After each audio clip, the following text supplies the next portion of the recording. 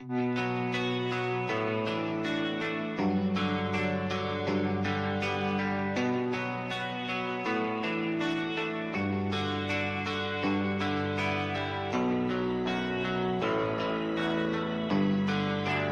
are you feeling? How long have you been here? 3 months, May 17th. And what brought you? That's difficult to answer.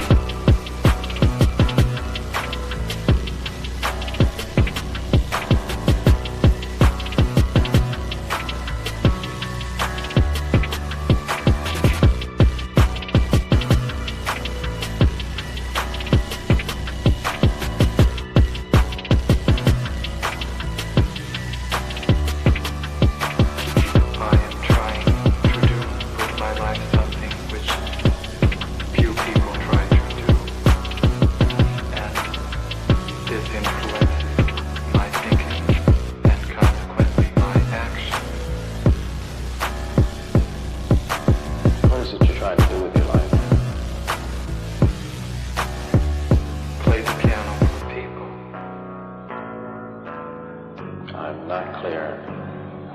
How is it that playing the piano for people has eventually resulted in your being here in the hospital?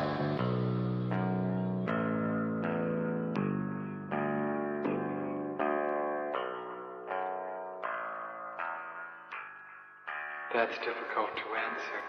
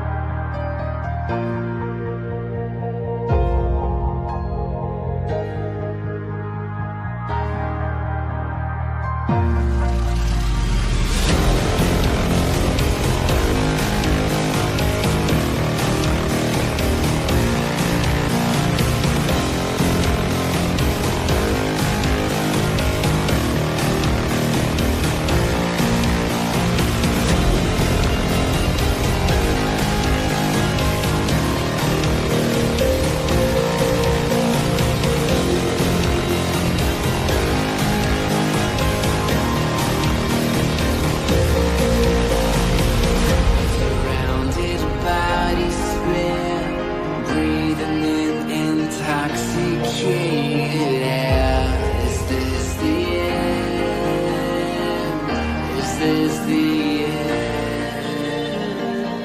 There's a noise inside my head of crying people facing death. Is this the end?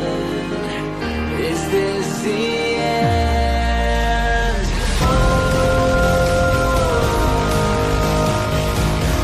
I'm burning in the stone.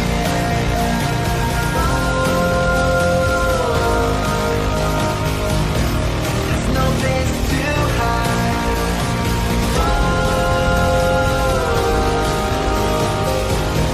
I'm burning in the stone.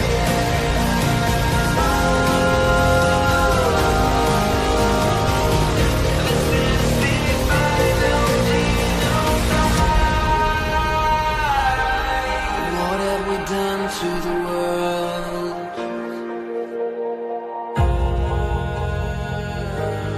What have we done to the world?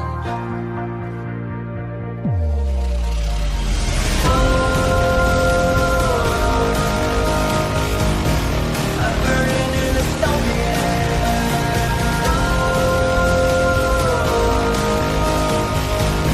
There's no place to hide.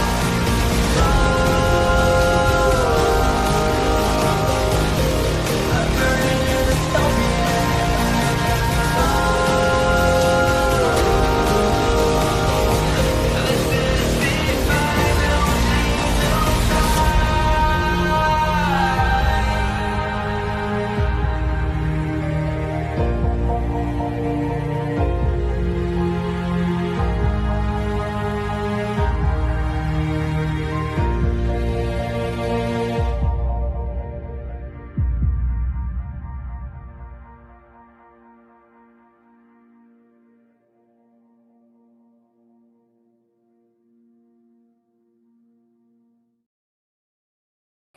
Hey, Reagan, don't go anywhere. Reagan, please stay for a moment. I know you have to do errands. You know, listen, when I do happy hour, Reagan doesn't really like drama. And so happy hours and drama streams for Reagan are a good opportunity to, I don't know, do something else. So I know that Reagan has other stuff to do, but I really hope she stays for at least the first bit because I have something to say. I have something to fucking say, and I can't say much at the moment, but I have something to fucking say because I have a stream on the internet and I have something to fucking say. I actually had a good reason for being a little bit late this time because I was discovering some information. I'll just say that. I was discovering some information, and that is why I was late. And my lip gloss just spilled out onto my desk, and so I'm looking for a paper towel to wipe it up. Hey, got that problem taken care of. And Reagan's probably already left. It's too late. It's over. That's okay. Reagan can discover this later. Can we for a second just have a conversation before we get into the this is for the real ones. This is for the people who are actually here at the start of the stream. Fuck Andy, no. Fuck Andy, no. I'm gonna say it again, like, fuck Andy, no. Because, you know what? Listen, man, I've been in this game a long time. And I know a lot of people think that Andy No is one of the good guys. Andy No is not one of the good guys. I've tried to tell people this. People saw it last year. Does everyone remember last year when Andy No took the side of a drunk, meth head, retard Republican who physically assaulted me outside the ICE facility in Portland? And Andy No took his side because Andy No hates me, because Andy No and his friends have systemically frozen me out of every single thing that would involve getting my content out there for more people. And do you know why he's done that? Do you know why he and his little friends have done that?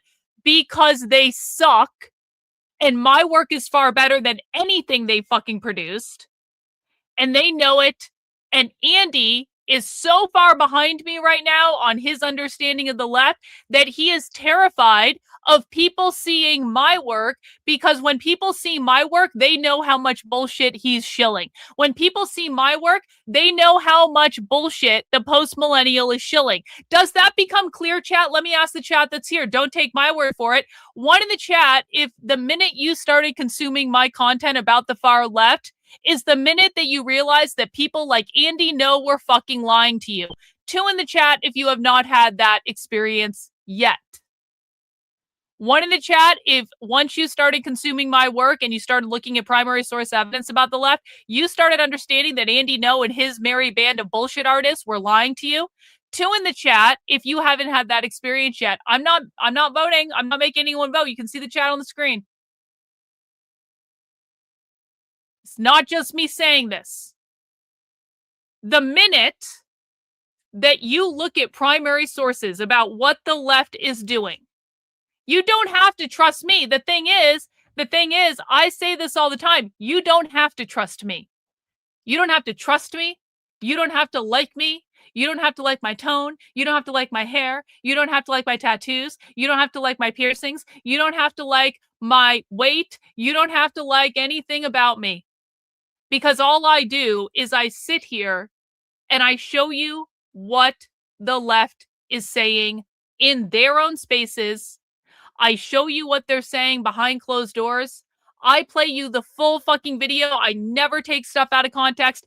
I give primary source evidence for everything. So you can always just go look at the primary source evidence. And I've set it up that way for a reason. I don't want people to trust me because I don't want people to trust anyone, because I don't want people to trust motherfuckers like Andy fucking No and his bullshit con artist friends. I'm not saying you should trust me over other people. I'm saying you should trust the primary source evidence. Trust what the left is saying. Trust what the left is doing. Trust the video of their meetings. Trust the posts that they're making. Trust the propaganda that they're producing, that they're handing out at events. When you go undercover at things, you see this in person for yourself. You don't have to take my word for it. You can go and see it for yourself. It's all publicly available.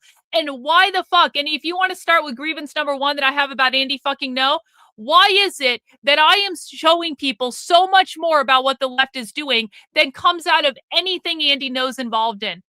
Why is it that the only things that Andy No and the post-fucking millennial cover are things that go viral on Twitter, whereas on my channel, we are months and sometimes years ahead of those assholes in terms of predicting what the left is doing, because we've been covering every single thing for months leading up to it, even if it wasn't viral on Twitter, even if the conservative con artist, bullshit artist didn't even know what the fuck was going on. Reagan's back. Awesome.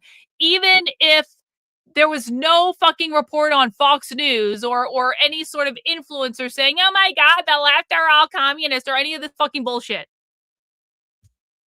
We know what's going on because we do this every day.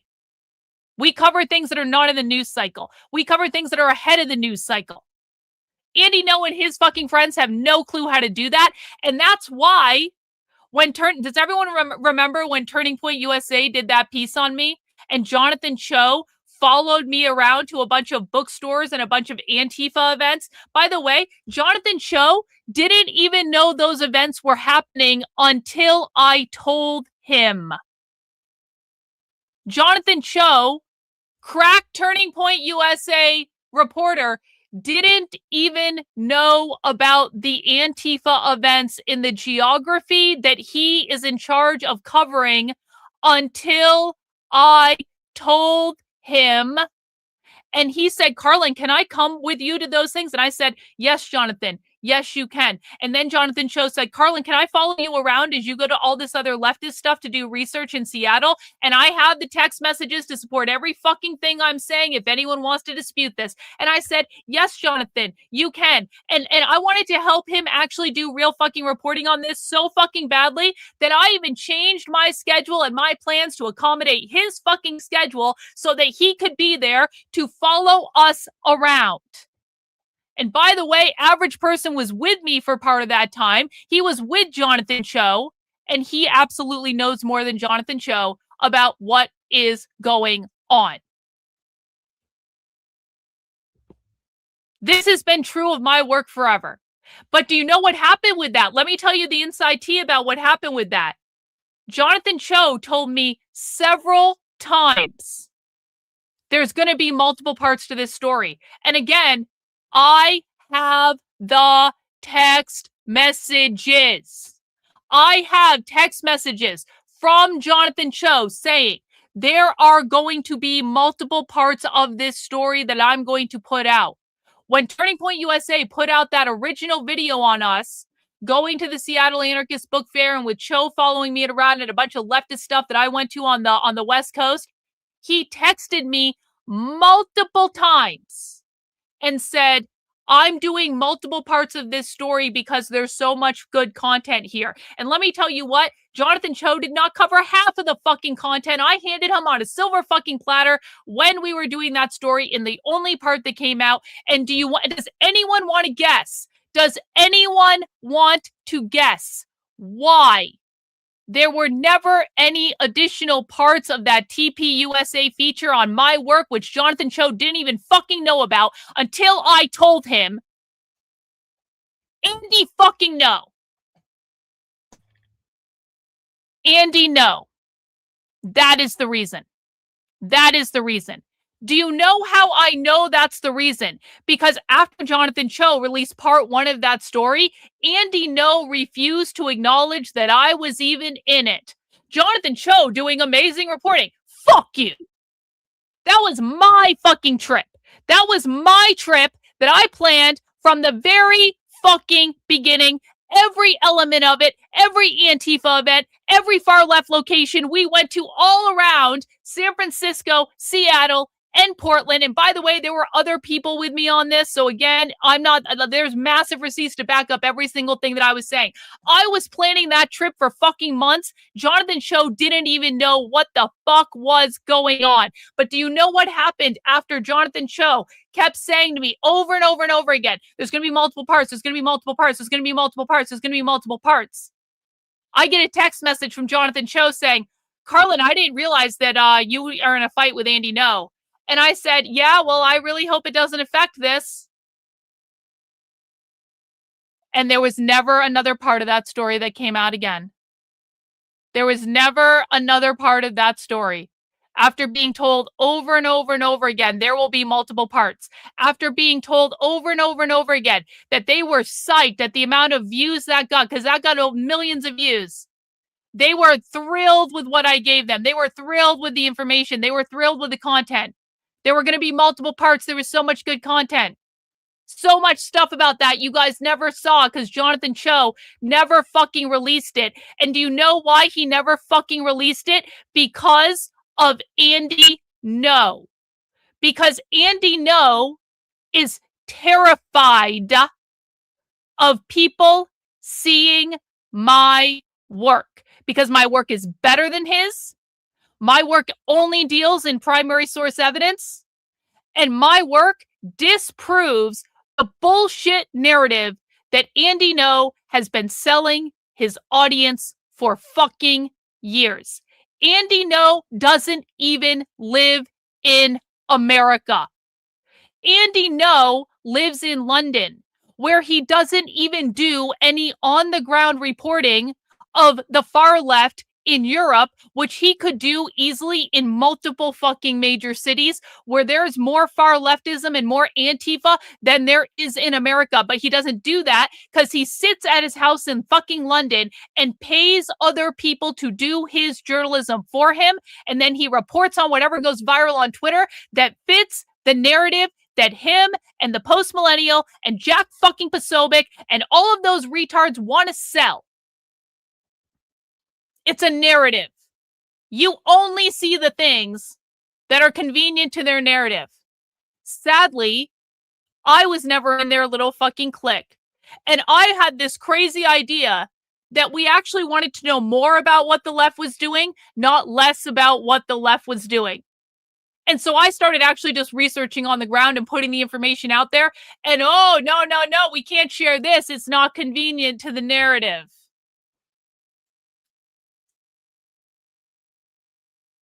And I know a lot more about this situation, and there's a lot more that I know about Andy fucking No that will, I promise you, come out at some point.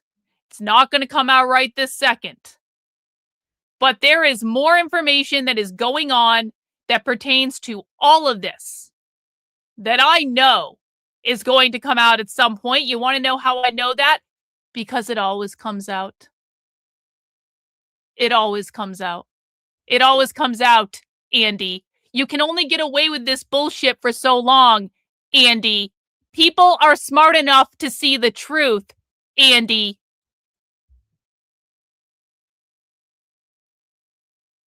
But I'm just going to give you guys a heads up that for my money, we are at war with Andy No.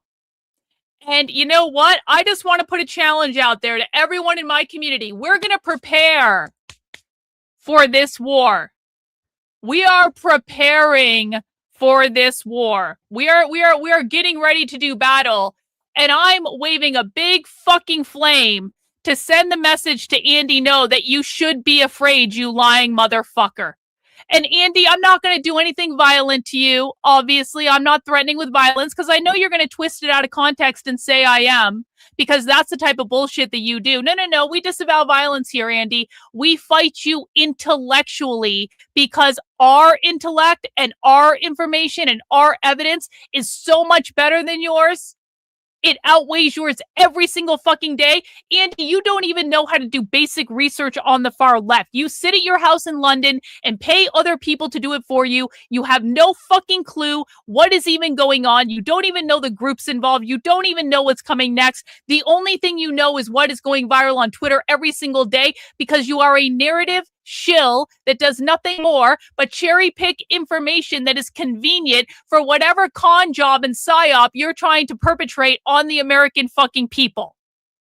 Lying to and misinforming millions of people. There is nothing that offends me more about this conservative bullshit con artist space than the fact that these assholes have lied to and misinformed millions of people while demanding that they are the ones that are supported because we're the ones fighting the left. No, they're not. The left is winning because of these people. The left is winning because of people like Andy fucking No, who lie to you, misinform you, cherry pick information, gatekeep information, the amount of information that never makes it out because it is inconvenient for the bullshit con artist narrative that ends up being important 3 months later, 6 months later, a fucking year later. The amount of information that they gatekeep from their own fucking audiences that they damn well fucking know about, but refuse to report on because, oh my God, we have to do this and we can't possibly work with this person. It is just uncouth. Fuck you assholes. Fuck you assholes. Don't tell me you're going to save us from the left. You're not doing shit but enriching yourselves. So, I want everyone, if you feel so inclined, to start collecting information about Andy No and anyone associated with Andy No. And we're not going to do anything with the information right this second because we're waiting, Andy. We're waiting. We're waiting.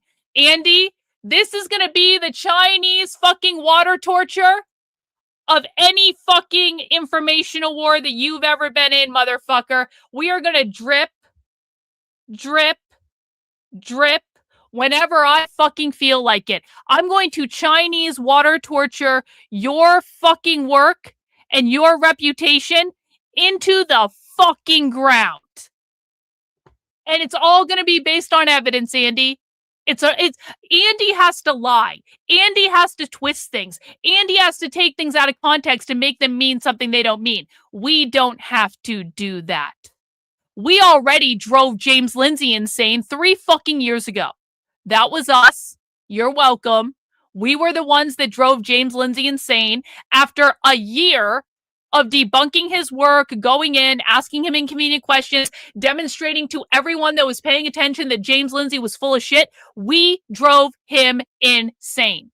James Lindsay is a shell of himself today because of us. We were the ones that started that shit. We were the ones that started him spiraling because he couldn't fucking handle criticism. And then he just kept spiraling and going and going and going and going until he ended up in absolute Zionist fucking insanity.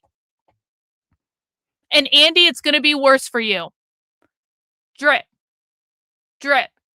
Chinese water torture, motherfuckers. I will drip out as many things as I need to. I will take advantage of every piece of information that I can get my hands on. And Andy, just because your friends won't talk to me, you've pissed more people off, bro. You've pissed more people off. And I know it, and you know it. And we're going to see who has more willpower on this one, Andy, because you've been one lazy motherfucker for a lot of years now. You made a lot of money being one lazy motherfucker for a lot of years now. And I've had to fight for every single thing that I've gotten. And now there's nothing you can do, Andy. There's nothing you can do to prevent me from being funded. There's no connection that you have that I need. I am completely independently funded by normal people. There is no source that you can cut me off from. There is not shit you can do to stop me, you stupid fucking con artist. W's in the chat for Suzanne, gifting a channel membership. Thanks so much for that, Suzanne. Oh, is he publishing a book? Is he publishing a book? What's the book about? Of course he's publishing a new book. Of course he is. A new fucking con artist fucking narrative book. Is that the Trantifa book? Shit, I gotta get my Queer Marxism book done then. If Andy No is publishing a book about Trantifa in October, I gotta get the Queer Marxism book done. I gotta get it out first. Because it's going to be better than his book. Might not be as well read as his book, but it's going to be better than his book. And ultimately, that's what's going to matter. So, war, Andy. War. On trans extremism. Okay.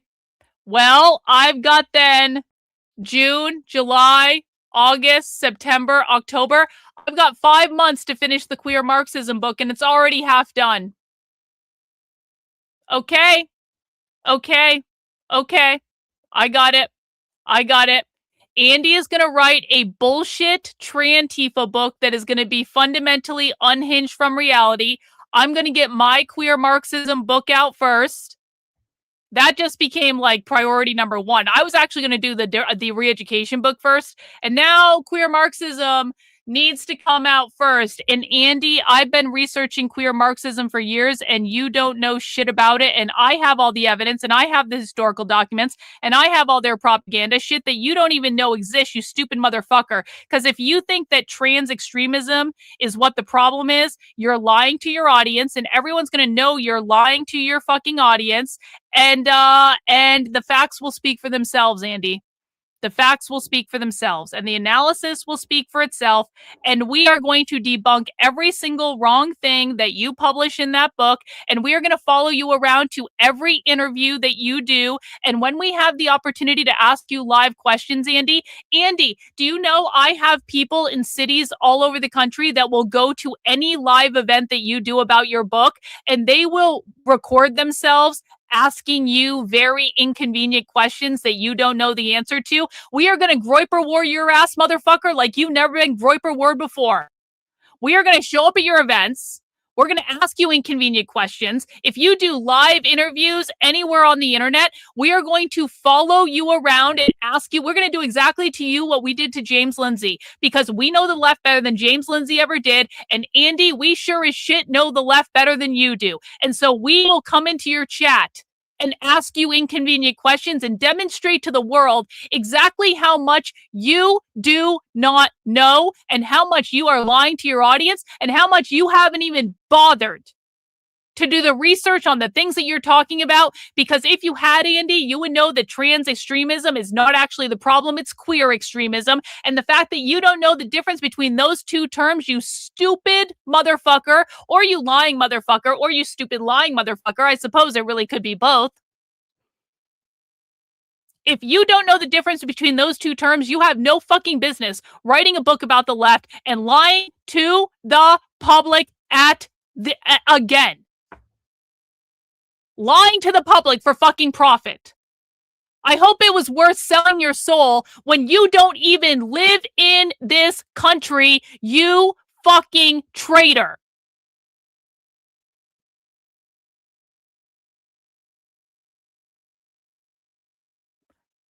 That's all.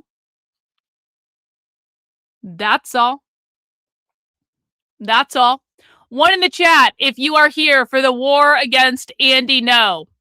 One in the chat if you're here for it and you're going to help me research for it, and we're going to find every piece of incrimination that we can ever find on him, and we are going to follow him around wherever he goes. Every single live interview he does, we're going to be in the audience. We're going to be asking questions. We're going to be demonstrating how much that loser doesn't know and doesn't tell his audience. One in the chat if you're here for it. Two in the chat if you think I'm going too far.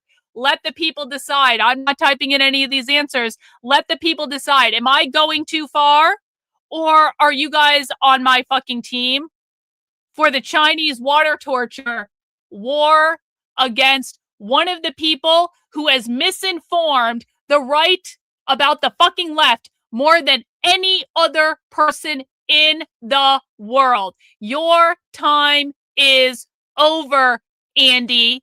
Your time is over. And I especially cannot wait for your fucking book tour. Don't think we aren't going to be preparing for all of this. And Andy, if you think I'm wrong, you are welcome to debate me anytime. I will literally debate you anytime. I just want to be very clear about this. It is not me that is afraid of debating Andy No. It is Andy No that is afraid of debating me. Andy, as long as I can show video clips from the far left to back up every single thing that I say, as long as I can actually show people primary source evidence, I will debate you any fucking time. You let me know, Andy. There you go. You think you know more than me? You think I'm wrong? You think I have no idea what I'm talking about and you are the expert in absolutely everything, even though you live in London, you don't do your own reporting, you don't go on the ground, you pay other people to do your work and research for you. You think you can compete with me? I've gone undercover with Antifa more than you have, you sorry motherfucker. I've gone undercover with the Antifa more than Andy No ever fucking did. I train people to go undercover with the left. We have a volunteer army all over the country of people who are all doing more without credit, Andy, without clout, Andy. We have people going undercover doing things that Andy No never would have fucking done. Average person has gone undercover with the far left more than Andy No. Reagan has gone undercover with the far left more than Andy No. We have people in our community that are former fucking members of Antifa.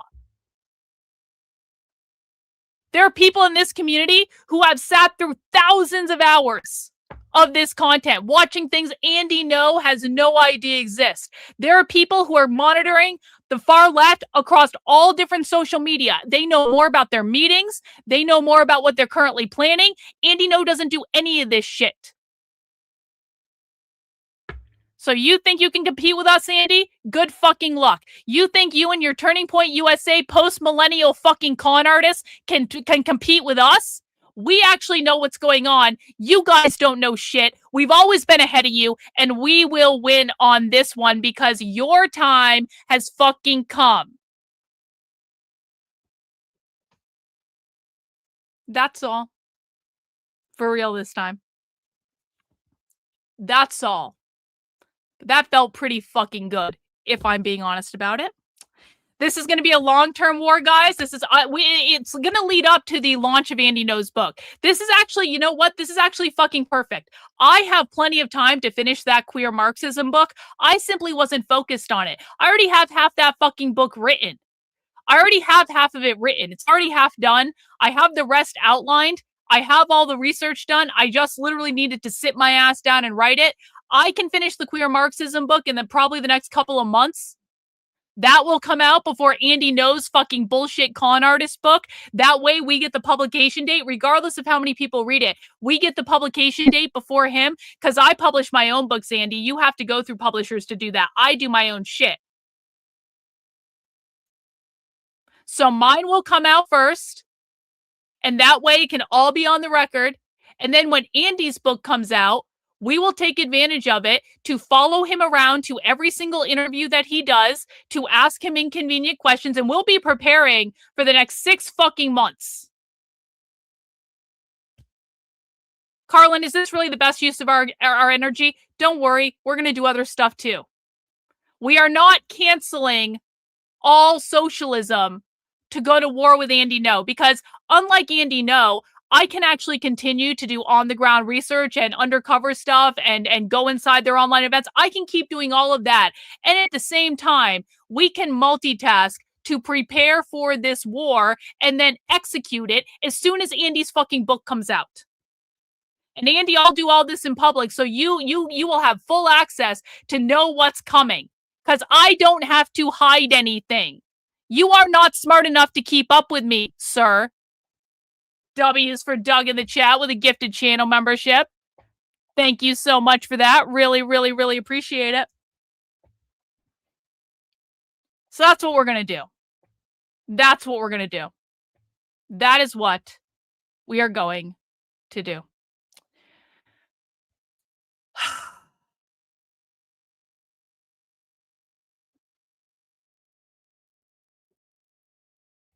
This kind of project brings a lot of information forward. Yeah. Oh, yeah. Oh, yeah. Yep. Yep. Andy, we've actually faced the far left. I know you did a long time ago, bro, for a publicity stunt. I know you did a publicity stunt with the far left a long time ago where you provoked them to attack you, even though you had people that could have protected you. I know you did a publicity stunt with them a long ass time ago, Andy, but we go undercover with the far left today and we do it all the time. And you don't, because you're a chicken shit retard who lives in London. We are not afraid of you, Andy. There's nothing you can do to us, Andy. Multitasking time. Thanks for being a member of the channel for 2 months, Tangle Bliss. Appreciate you. Anyway, that's all I have to say about that for the moment. For the moment. I will say this, guys. The last thing I'm going to say. Do not trust anything you hear from anyone related to Turning Point USA. Do not trust anything you hear, obviously, from Andy No. Do not trust anything you hear from anyone. Anyone. From the post-millennial. Do not trust Jack Posobiec. And he's affiliated with multiple of those organizations. Okay? I'm not saying that those people never share accurate information. I'm saying do not trust their interpretation. Do not trust their narrative. Whatever they share that you're curious about, go to the primary sources and just look at the primary source evidence for yourself. You don't have to accept their narrative. Jack Posobiec cherry picks information. He cherry picks a narrative. Turning Point USA cherry picks a narrative and advances a very specific one. They don't show you things that don't support the narrative. It's not that those things exist. It's not that they don't know about them. They only share things and show you things that support their agreed upon funded fucking narrative. Post-millennial is the same thing. Post-millennial is a propaganda rag. Everyone associated with the post-millennial, everyone should not be trusted unless what they're saying aligns specifically with the primary sources. And of course, Andy No doesn't even do his own journalism. He pays other people to do his journalism for him, and then he takes credit for it. He doesn't even do his own research. He's not on the ground. Like, why the fuck would you listen to anything that asshole has to say? Why would you listen to anyone that refuses to do on-the-ground journalism for themselves? That's not fucking journalism. Andy No's paying a ghostwriter to do all this fucking work for him. And then he's saying, oh, I'll buy it. It's like Prince Harry writing a book, but Prince Harry didn't really write the book. Prince Harry paid a ghostwriter to write the book for him and then put his name on it. That's what they all do. They all pay other people to do their fucking work for them, but it's all about branding and positioning and clout and money. And I was attacked by Antifa in 2016 and they threw a milkshake at me and it was really bad and awful and they embarrassed me for over and over and over again for 10 fucking years. With no additional effort or understanding of what is going on. We are losing because of people like Andy No. We are losing because of the retards that run the fucking post-millennial. We are losing because of narrative fucking fed intelligence assets like Jack fucking Posobiec. We are losing because of the fucking bullshit Zionist narrative shilled by Turning Point USA and everyone associated with them, because if you don't shill their bullshit narrative, you are not allowed to associate with them. You are gatekept out of the sphere. W's in the chat to SS Kennedy on Rumble, gifting 5 channel memberships. I'm not saying, again, that you shouldn't pay attention to what these people say. I'm saying you always need to fact check it based on primary source information. And if you are unwilling to do that because they're telling you things that just sound good to you, then you are not helping. You are actually the enemy so far as I'm concerned. We hinge into reality here. We don't deal in bullshit and nonsense and fucking narrative. We only look at the primary source evidence, and that is why we know more than literally anyone about what the left is doing. So, I swear I'm going to stop ranting now, but holy motherfucker. And there's going to be a lot more that comes out, and I can't fucking wait. I cannot fucking wait, and we're going to take advantage of all of it, and I am never going to let up until this issue is solved. And by solved, I mean stop lying to the public, Andy. Stop gatekeeping information from the public, Andy. And if he's unwilling to stop lying to the public, and if he's unwilling to stop gatekeeping information, then he needs to go away. Or his reputation needs to reflect the fact that he is lying to the public and gatekeeping information, and he can't even have an intellectual debate about his ideas because his ideas don't hold up to intellectual muster.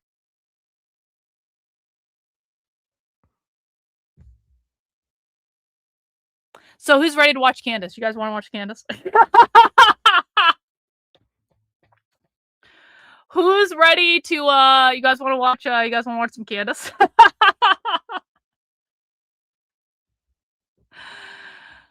Oh my god. Oh my god. I hate these people so much, guys. I hate these people so much. I hate these people so much. I have retards to my right and I have con artists to my left. You need a cigarette? I need a cigarette too. Actually, unironically, yeah, I need a cigarette too. Yeah, unironically, I do.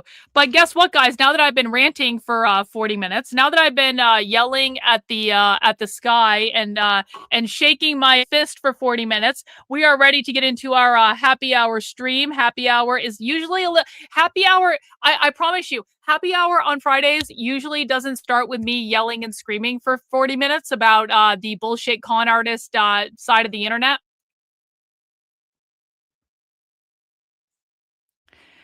But it did today because I was having some feelings, okay? It did today for reasons, and that's all I'm going to say about that. But we usually do lighter content on Fridays, and God knows, apparently I need to blow off more steam than I thought I did. We do lighter content on the channel on Fridays.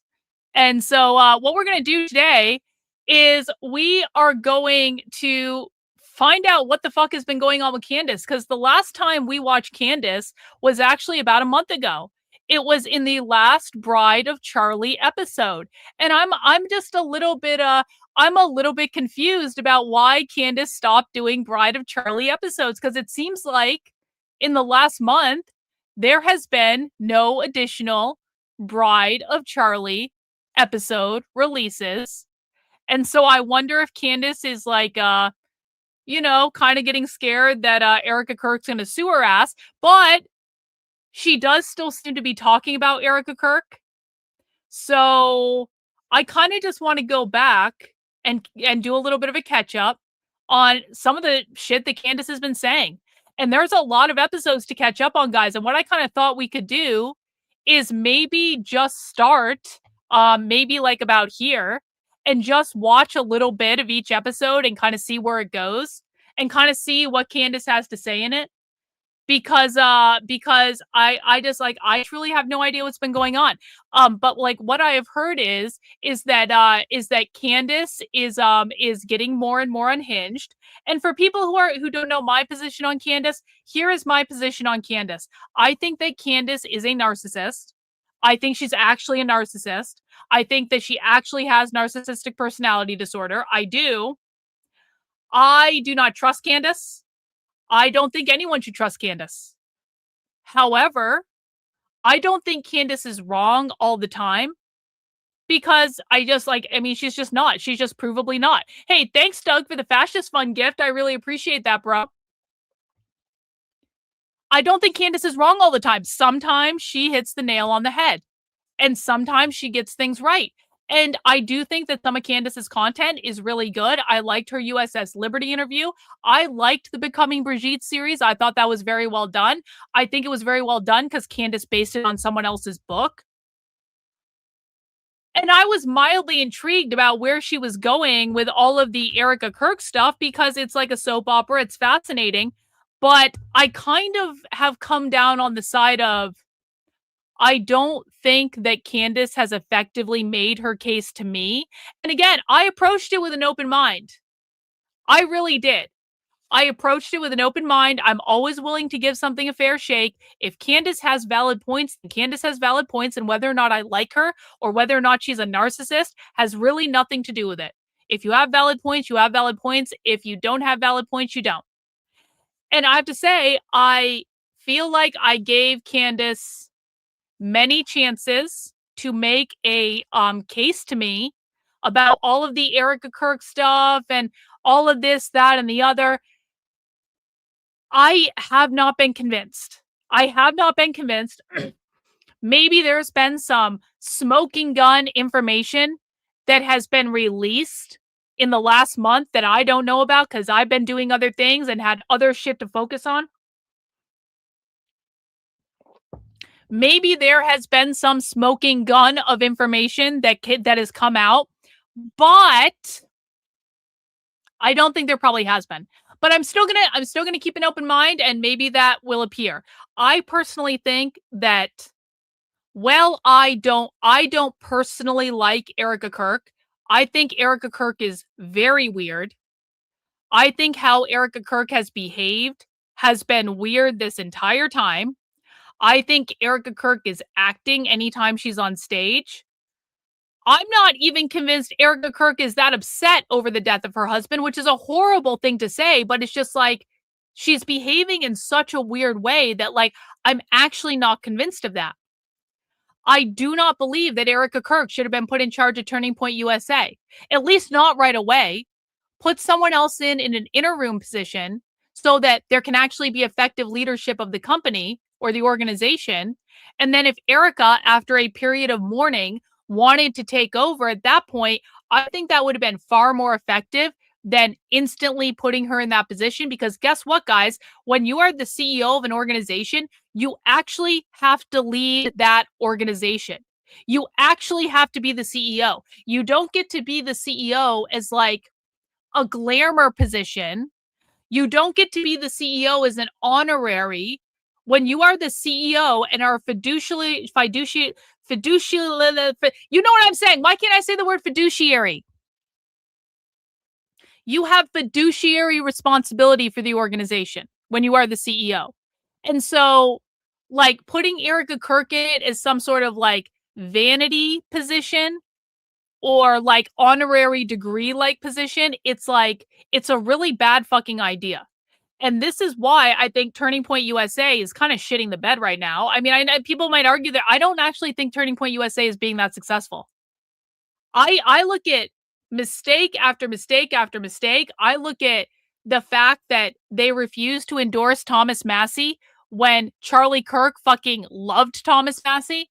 I look at just like all the different, like, it feels so inauthentic and so fucking con job. It's like, it's not good. Maybe enough people haven't seen it yet, but I don't think that Turning Point USA is, it's more obviously a grifting op than it ever has been. At the same time, even though I'm not the biggest fan of Erica Kirk. I don't hate Erica Kirk. I just think she's fucking weird. I think she's acting. I think there's something going on. I think that she should not have been put in charge of running Turning Point USA, at least not immediately, because it actually does need a leader as an organization. Even though I personally don't like her, I also have a lot of reservations about what CANDACE is doing. I have a lot of reservations about digging in to every part of Erica Kirk's family and going after all of them. And again, just like all the conservative con artists cherry pick information, CANDACE also cherry picks information. CANDACE will show you the things that align with the narrative that she wants to sell, and she will ignore things that do not align with the narrative. So while I personally am not a fan of Erica Kirk, I also don't hate her. I don't think that CANDACE should be digging into every aspect of her family's history and cherry picking information and putting it out there in a conspiratorial tone. And I think that the amount of just episode after episode after episode after thing after thing after thing that CANDACE has put out about it now, this doesn't feel good to me either. And so I do think that there is something to the fact that maybe CANDACE was actually in love with Charlie Kirk. I'm sorry. Who the fuck are you? Who the fuck? Excuse me. You don't agree with what I think, so I don't think you're an intellectual. Are you smart enough to be here, Patriot? Are you smart enough to be here? Because we can silence you very easily, you dumb cunt. Listen, just so we're clear for all the CANDACE fans or the not CANDACE fans, you do not have free speech in my chat. You do not have free speech in my chat. I am the queen fascist bitch of this fucking chat. You will not insult me. You will not insult other people in the chat. Oh no, honey. You're too stupid to be here. Is that what I just heard? One in the chat if we should deport Patriot, two in the chat if she can stay. Thank you on Mass Red Death. Andy don't know. Yeah, Andy don't know. So real and true. One in the chat if we're deporting this dumb cunt who's not smart enough to be here. Two in the chat if she can stay. Oh, honey, you're the one that's about to be angry because you're the one that's about to be silenced. Yes, bitch. Yes. And do you know what that PhD allows me to do? And you can call me, oh, honey, we're going to kick your ass out, but don't get it twisted. Yeah, this dumb bitch is like, you can't deport me. I'm leaving. No, bitch, we're kicking you out. We don't want you here. Oh, I already reported you. Oh, so you're telling me CANDACE fans are in favor of deplatforming? Oh, I had no idea. I had no idea that you were all leftists. I had no idea. Hey, good luck trying to get people's channel banned. We will now associate all CANDACE supporters with deplatformers. We don't like that shit here. And now you're deported from the chat. Go away. Goodbye. Oh no, we got another one we need to deport? Oh no. Oh no. Oh no. We're going to probably have to do that a lot today, guys. I feel like it's going to be a retard day in the chat, if I'm honest about it. I feel like it's going to be a retard day in the chat. He's been timed out like 6 times. Okay, when he comes back, just ban him then. We had this problem earlier, too. There's a whole bunch of fucking retards that showed up to the earlier stream, too. Yeah, it's Friday. It's retard day. Whatever.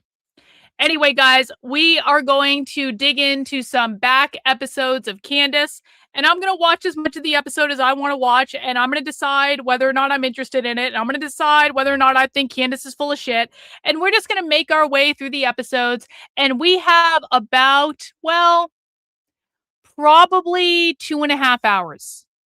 We're going to make our way through as much as we can in the next 2.5 hours. Because we're watching the Kino Casino tonight, because we're doing a third stream tonight where we are watching the Kino Casino, and the Kino Casino should be getting started around 9 p.m. tonight. So we're going to be shutting down this stream in about 2.5 hours. I'm going to go take a little break, and then we will do the Kino Casino stream, and then I will be delirious from how much I've been streaming today. But you know what? Sometimes it's a 3-stream type of day. Sometimes it is a 3-stream type of day. So to all of the Candace fans in the chat, listen, you're allowed to like Candace. I am allowed to not like Candace. You are allowed to have your opinion that Candace is the only real journalist in the world. I am allowed to have the opinion that Candace is a narcissist who is doing this because she has some weird obsession with Charlie Kirk and that she is jealous that Erica Kirk became the CEO of Turning Point USA when Candace believes she should have been the CEO of Turning Point USA. You are allowed to disagree with me. What you are not allowed to do is insult me, and you're not allowed to insult other people in the chat. We have 2 rules on this channel. Number 1, don't be a dick. You can't insult me. You can't insult other people in the chat. I can do whatever I want because you are in my house. You do not have free speech in my house. You are following my rules in my house. And so if you don't want to respect my rules, you will be removed from my house and you don't get to make the rules. I make the rules. I don't care what you think. Number 2, no whining. Going along with I don't care what you think. If I hear whining in the chat, if I hear complaining, if I hear, you're a big mean bully and you're just jealous of Canada, me. We won't even do a deportation vote on you. I'll just ban you. I'll just ban you. So that's how I feel about it. And that's it. Sith over on Rumble, $2 Rumble rant. Holy fuck, Dr. K covers Marxist filth and someone says, oh my God, you're so angry. Fuck my life. Yeah. Yup. Turning Point USA is run by our greatest ally. Yeah. Maybe we'll check that out another time. But guys, let's get started. I want to start here with, this is about a month ago, revealed Erica went to a weird place on 9/10. What did Erica do, Candace? You can tell us. All right, you guys, happy Tuesday. I'm having a happy Tuesday. I woke up and I had a shot of Baron Coleman this morning. Just like his podcast got me all fired up because he went off. He had a little Baron crash out. And it added another detail to our investigation yesterday into the planes, a detail that I had missed somehow earlier that's rather explosive. I will say this, I defy no stereotypes. As a woman, I am not technologically gifted. So I did not know that you could drag the flight radar ADS-B coverage to the exact minute to see where that plane was, what the altitude of that plane was at any given time. So I'll explain it later for the other ladies who are like me. But first, my friends, we have been working on a particular tip for some time. We had received it a while ago regarding Erica's whereabouts on September the 10th. And at long last, we were able to confirm it in a way that is rather explosive. Where was Erica on September 10th? Well, I'll tell you, she was apparently in an unmarked building. Welcome back to Candace.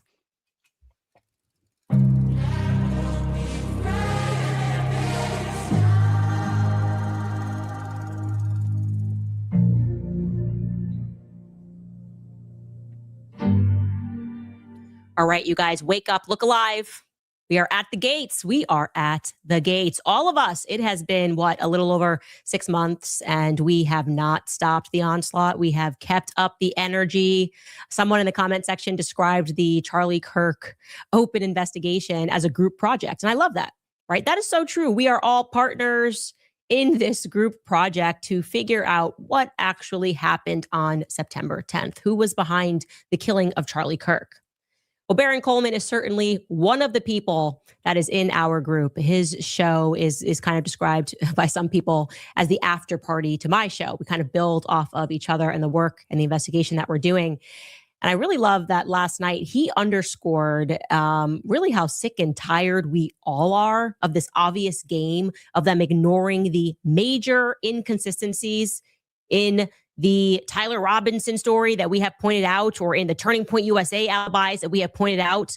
And when they respond, they only respond to like the minor details that they can debunk that have nothing to do with anything that we've said on this show, his show. They sort of wait for somebody to make a mistake somewhere in the universe, and then they pounce, right? And Baron does a very good job of describing really what that is. It's frankly a low IQ strategy of attempting to win a debate on a technicality that you're obviously losing. It's a gotcha argument. And we took this, and I want you to listen to it because I think it's really relevant. It helps you to kind of further steel yourself when it comes to the internet and what they're throwing at you. We took this from his opening statement. Here is Baron Coleman. Imagine, for example, a simple debate on economics. The losing side might fixate on one outdated data point. They hammer it as proof of incompetence.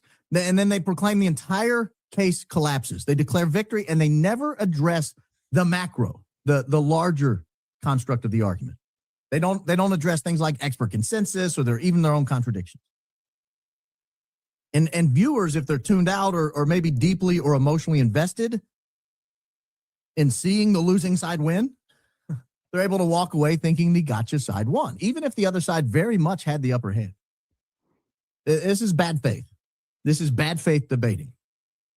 If not outright intellectual dishonesty, it overlaps with several logical fallacies. Thank you, Joe. Your book had a large part in helping put this together. It overlaps with several logical fallacies, but it isn't neatly packed into any one of them. It resembles quibbling, where one side focuses on some trivial objection to derail the main point, or even cherry picking, where you highlight one favorable detail and you ignore the rest. But the twist here is the premature declaration of victory, and it treats that isolated incident as a checkmate. And there's this really rookie debate tactic. It's overused and frankly very rookie. It's known as Gish Gallop. I don't know if you've ever heard of that. It's where you flood the other side with so many details and arguments that it just overwhelms the other side. It's like that, but it's different in that the gotcha victory is surgical. It's not a broadcasted approach. It's a very surgical strike. One precise strike, and then you retreat. I mean, sure, he's talking about people that are intellectual cowards. And to be clear, that is exactly what angered me when all of the frauds decided to pounce on the audio that was released, not by me, not by Baron Coleman, but somebody released it, claimed it was Erica Kirk. And was it Erica Kirk? No. Was the person who released that wrong? Yes, extraordinarily so. But they then tried to extrapolate that error to mean that the broader picture, that all of the other curious aspects of the case which we have presented, okay, they can now safely be ignored. Everything else can be summarily debunked because someone unrelated to the investigation got something wrong. It's just so cheap. Hang on. Candace feels about Charlie like I feel about Nick Fuentes as a little brother. It is true that I look at Nick Fuentes as a little brother type character, and it is true that I appreciate Nick, and it is true that I appreciate many things that he says.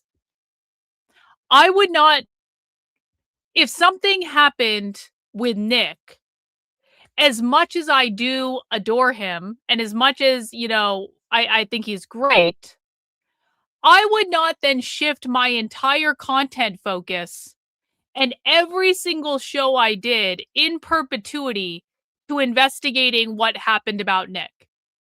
So it's kind of like one of those things where, like, you can appreciate someone and you can like someone, and I certainly understand the inclination to want to get to the bottom of things. But at this point, what Candace is doing to me feels like a drawn out fucking conspiracy theory that she's doing just to maintain relevance because she has nothing else. It's kind of like, if something happened to Nick, would I want to know the truth? Yeah, you're goddamn right. Well, he almost was. So let's fucking hinge into reality and stop being a fucking dick in my chat. I don't fucking like it. If something happened to Nick, I would want to know what happened for sure. I would definitely be very interested in covering all the content that I had available to on that topic.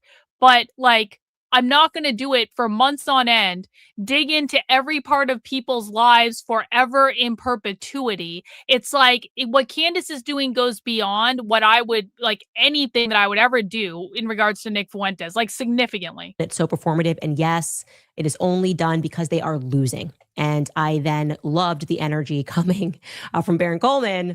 Last night, I watched it this morning, which I think perfectly encapsulates the emotion of how we all feel right now. So take it away, Baron. And I'm sick and tired of the constant obfuscation and lies. And when we raise real questions like this, they ignore it. But when somebody says, you think Erica was buying a jumpsuit at Aloe? Oh my God, She wasn't buying a jumpsuit at Aloe. I was buying the jumpsuit. Oh, that's when you choose to come in and answer it? That's when you choose to come in and answer the accusations? Are you serious?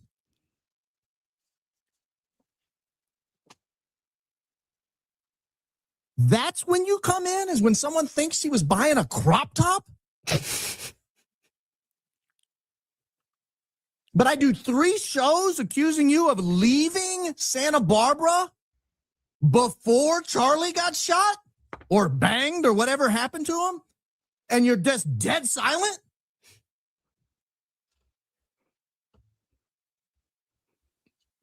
In my opinion.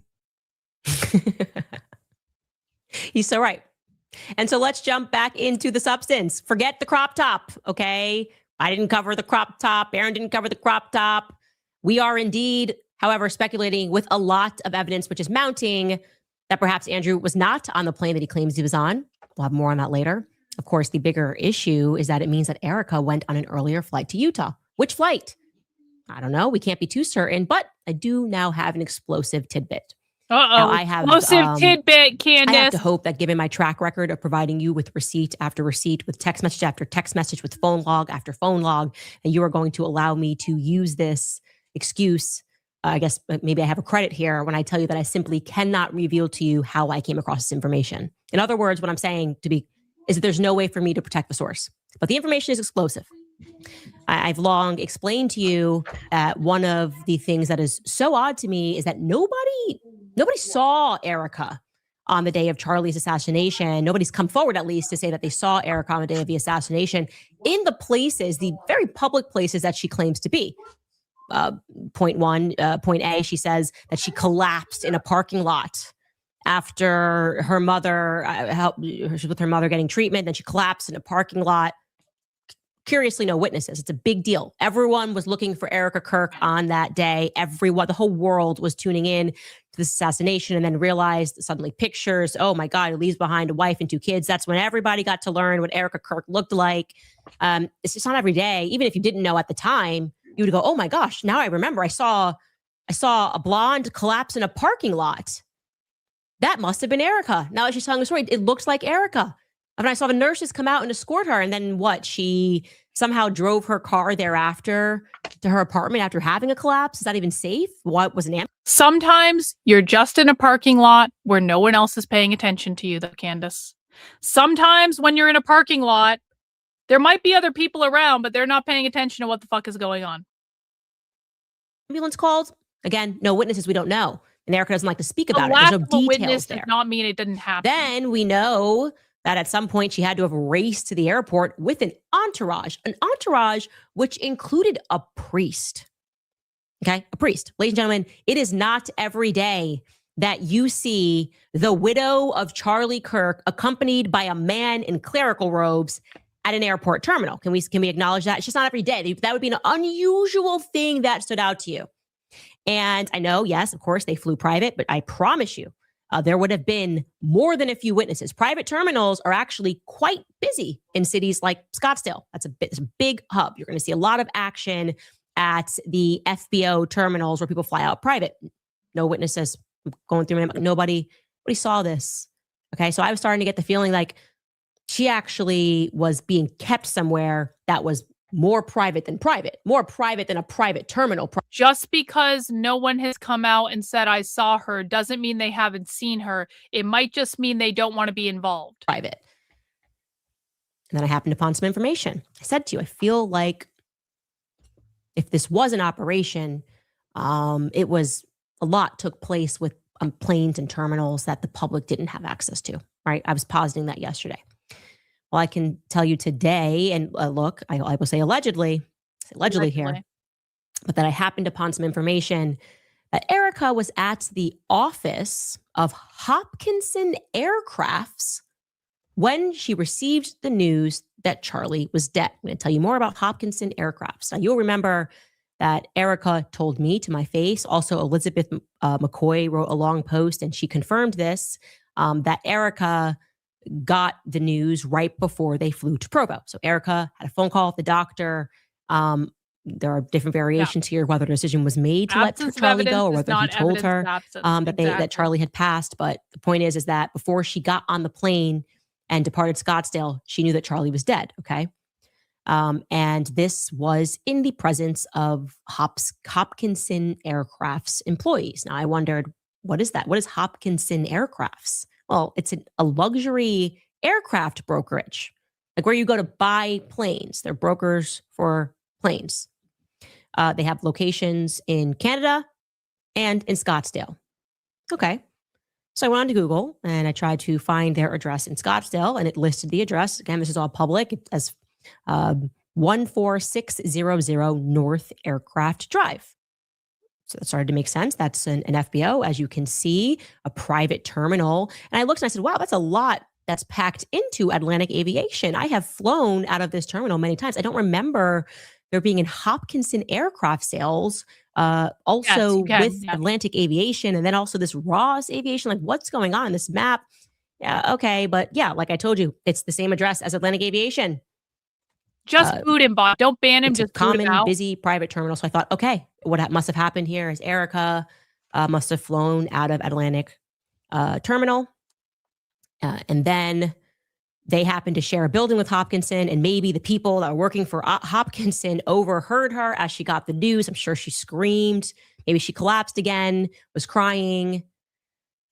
But something told me this was not a detail to ignore. Something just felt off. The little birdie. So I decided to look through their website, and I just thought to myself, just in general, it's like 2026, why would you waste time having an office building in this tremendously expensive location? They're not making their own aircrafts. It's just a brokerage firm. You could do this on the phone, right?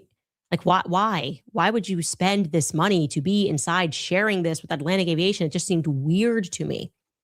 So I then went to the team. I said, let's look at this. And similarly, they thought that it looked funny on the map, just looked weird. And at certain times, when I was trying to find Hopkinson Aircraft, it almost appeared as though there was a building that was behind Atlantic FBO, but that was separate from Atlantic FBO. So finally, I had a genius idea. I said, why don't I just send someone anonymously to contact Hopkinson, to contact Atlantic, and see what the deal is, right? Is there really an office inside of Atlantic? And remarkably, we were able to determine that Hopkinson is indeed in a building that is separate from Atlantic, but Atlantic accepts all of their mail. And the reason that Atlantic does that is because Hopkinson does not actually have its own address. It's in a building that stands alone and is separate from Atlantic FBO Terminal, where you would fly out if you were going private. And this is a brokerage firm, okay? This is aircraft brokerage. They sell planes, and they have no address. Their address, they use Atlantic address. Atlantic receives all of their packages, all of their mail, but their location is separate, and it's next door, and it's kind of hidden. That's why I was having trouble locating it. I'm going to show you that. This is the building that Erica was allegedly in when she found out from the doctor that Charlie was not going to make it. I'm going to show you that. So you have Atlantic there on the right. We're now coming inward. Yep, pointing that in the mouse. We're now coming inward. It's this rather obscure building right here. So? Okay. Now, why would Erica be in that building? Allegedly. Why would Erica be in that building? Walk me through that. You don't know your husband is about to be shot, even though she did actually say when he got shot, I effing knew it. That was the sentence that came out of her mouth. Really? But, in a way, maybe she meant like, oh gosh, he was so scared. Like I knew something. I had a bad feeling that day. I knew it, right? How do we get there? What is Hopkinson? How do we get to Hopkinson Aircraft? Did somebody have a thought? Let's see if we can buy a plane. Why are we heading there? Why are we staging there in this obscure building of Hopkinson Aircraft, which is not known to anybody, right? How'd she get there? What is Hopkinson Aircraft? Why did it immediately feel shady to me? It felt to me like a CIA front, if I'm being honest. That's an opinion. It felt to me like this is not a real business, but it needs to present like it's a real business for some reason. And I can show Candace feels like it was a CIA front that Erica Kirk was in this building. you their website here. Okay. Okay. Luxury aircraft sales, premier aircraft sales, over 60 years, 3 generations of elevated expertise. The Hopkinson luxury aircraft. We can get started. I think somewhere, if you click around, Skylar, we can find the family, the team, the Hopkinson difference. Now, what is the difference? Actually, you do jet sales. Why are you in this building? Why are you in this unmarked building? You don't have to, no one needs to come to see you to see what jets are available, because jets, of course, live wherever their owners live. So it's not like you're buying a used car. And you're walking out and there's going to be hang on. Candace, I watch Instagram too. And there was a period of time on Instagram I must have been looking at a lot of luxury goods on Instagram, but there was a period of time on Instagram where I was being served videos from companies that sell private planes. Because, and they would walk you through the whole process of like, here's what happens when you buy a private plane and you come to our offices and we show you some models and we bring you through some schematics and So Candace, bullshit. If someone's thinking about buying a private plane, then they actually do need to go somewhere to talk to the people who are going to sell them the fucking plane. Like, that is actually a thing. I know it because I've seen it on Instagram. Maybe they were thinking about buying a fucking plane. Maybe they were renting a plane. Who the fuck knows? Fleet of used jets somewhere. It's like a jet. It's at the fucking airport. At the Scottsdale airport. What is Erica doing in that building? I would like to know. I would like to know more about the Hopkinson family in general. Oh, for fuck's sake. Maybe you know something. Maybe you know this family. Okay, so Candace's big smoking gun in the first episode is Erica Kirk was at some building that had something to do with private planes, but Candace has convinced herself it's a CIA front.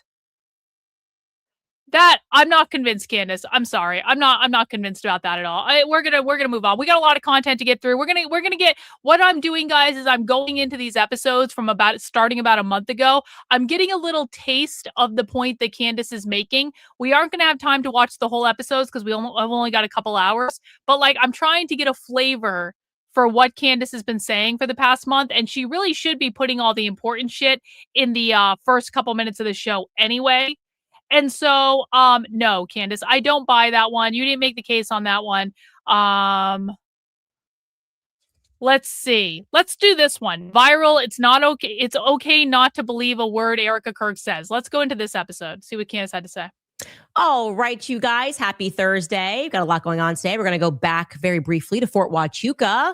That's fun. Some fort, as Andrew Colvett infamously said.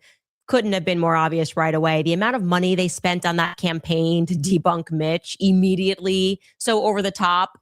They were never successful at doing that. The public remains curious whether or not he saw that security meeting take place. Yeah, Candace likes to drag. And Baron Coleman has discovered, and I have confirmed that there was another Candace plane is a fucking tourist. associated with Turning Point USA that spent time at Fort Huachuca after the assassination. So Mitch's story is becoming increasingly more feasible. But big news, exciting news. I believe we have at long last solved the mystery of the tarmac hug. Thanks to the police scanner on September 10th in Provo, upon which the officers were discussing sending a team to pick up really worried about Erica. Hug. Look, these people are simply not going to get away with what they did to Charlie. Not if Drewski, the comedian, has anything to do with it. Oh, no. I will be reacting to his viral skit later. Welcome back to Candace.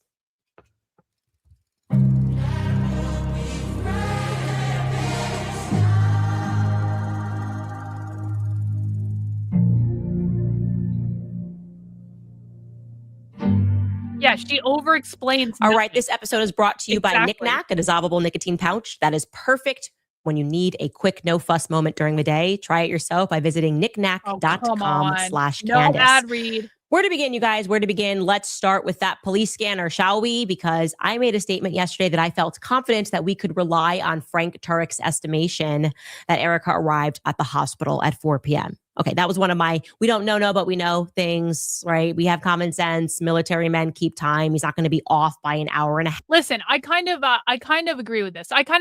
Like, I was fully willing to see where Candace was going with it because, quite frankly, it is a little suspicious to me that people around Turning Point USA don't want anyone asking questions about this. And listen, I think Tyler Robinson probably did it. I don't hate Erica Kirk. I don't wish her ill. I don't think she should be the CEO of Turning Point USA right now because I think she's not in a position to be a leader they need. But like, I don't hate any of them. I don't believe Candace's narrative, at least not yet, about the whole thing. I don't buy into it. But it's kind of like, I don't mind people kind of like poking around and seeing what's there. And I do think that Turning Point USA is behaving in, quite frankly, a very entitled, elitist way where they are demanding that everyone agree with them and they are demanding that everyone say exactly what they want them to say. And Turning Point USA cancels people who don't follow the narrative or the approved guidelines. And so fuck them. And so it's kind of like I was willing to give Candace a chance, but I also think that Candace is unhinged in the situation.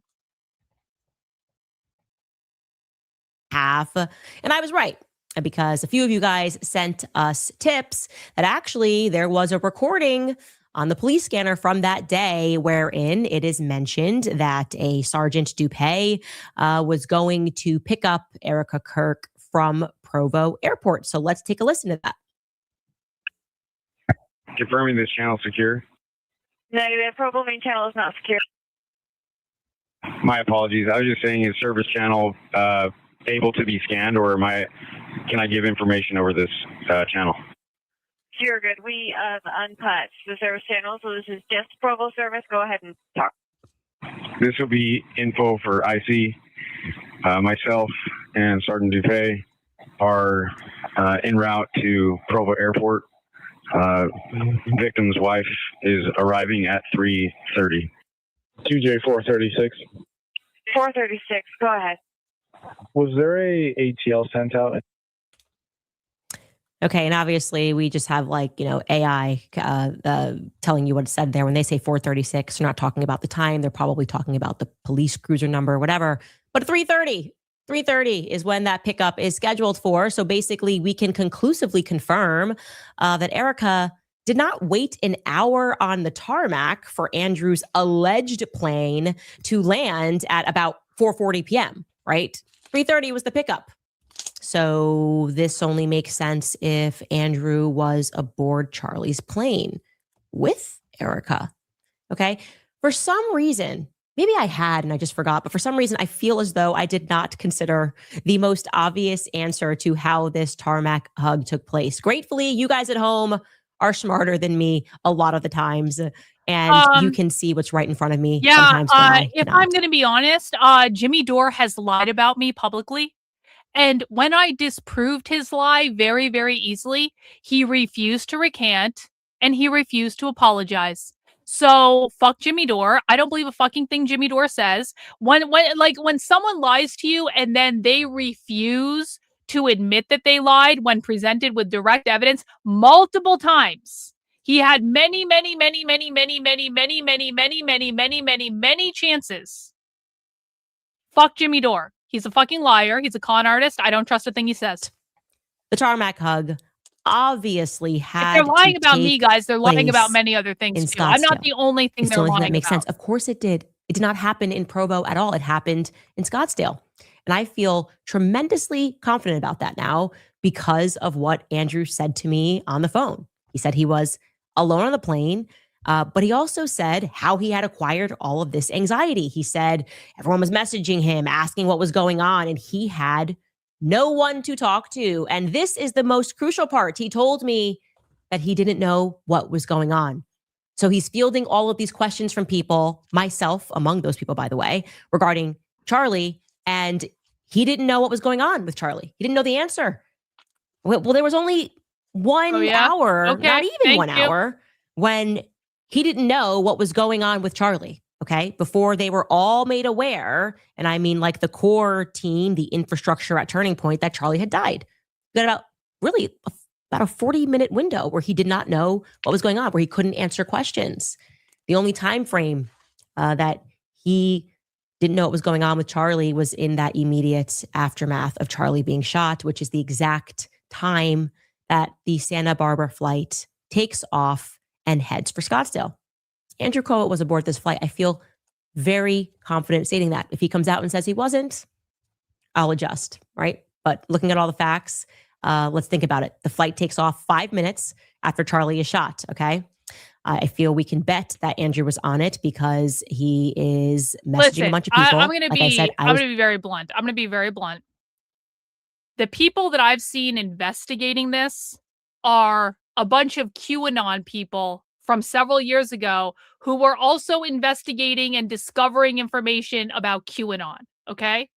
So I don't believe anyone. I don't believe any of these people because it's all cherry-picked and twisted. Cherry-picked and twisted. Evidence that disproves them is ignored. Basic common sense that disproves them is ignored. So I'm going to just use common sense and fucking instinct to assess whether or not I agree with Candace.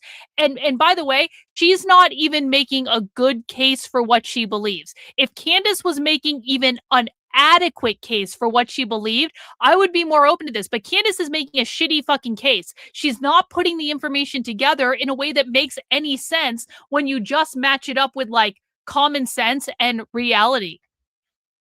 One of the people that he was messaging, I messaged him at 12:40 Mountain Time, so a little under 20 minutes after Charlie got shot, and I said, please say he's okay. And Andrew Colvett replied and said, I don't know. Shot for sure.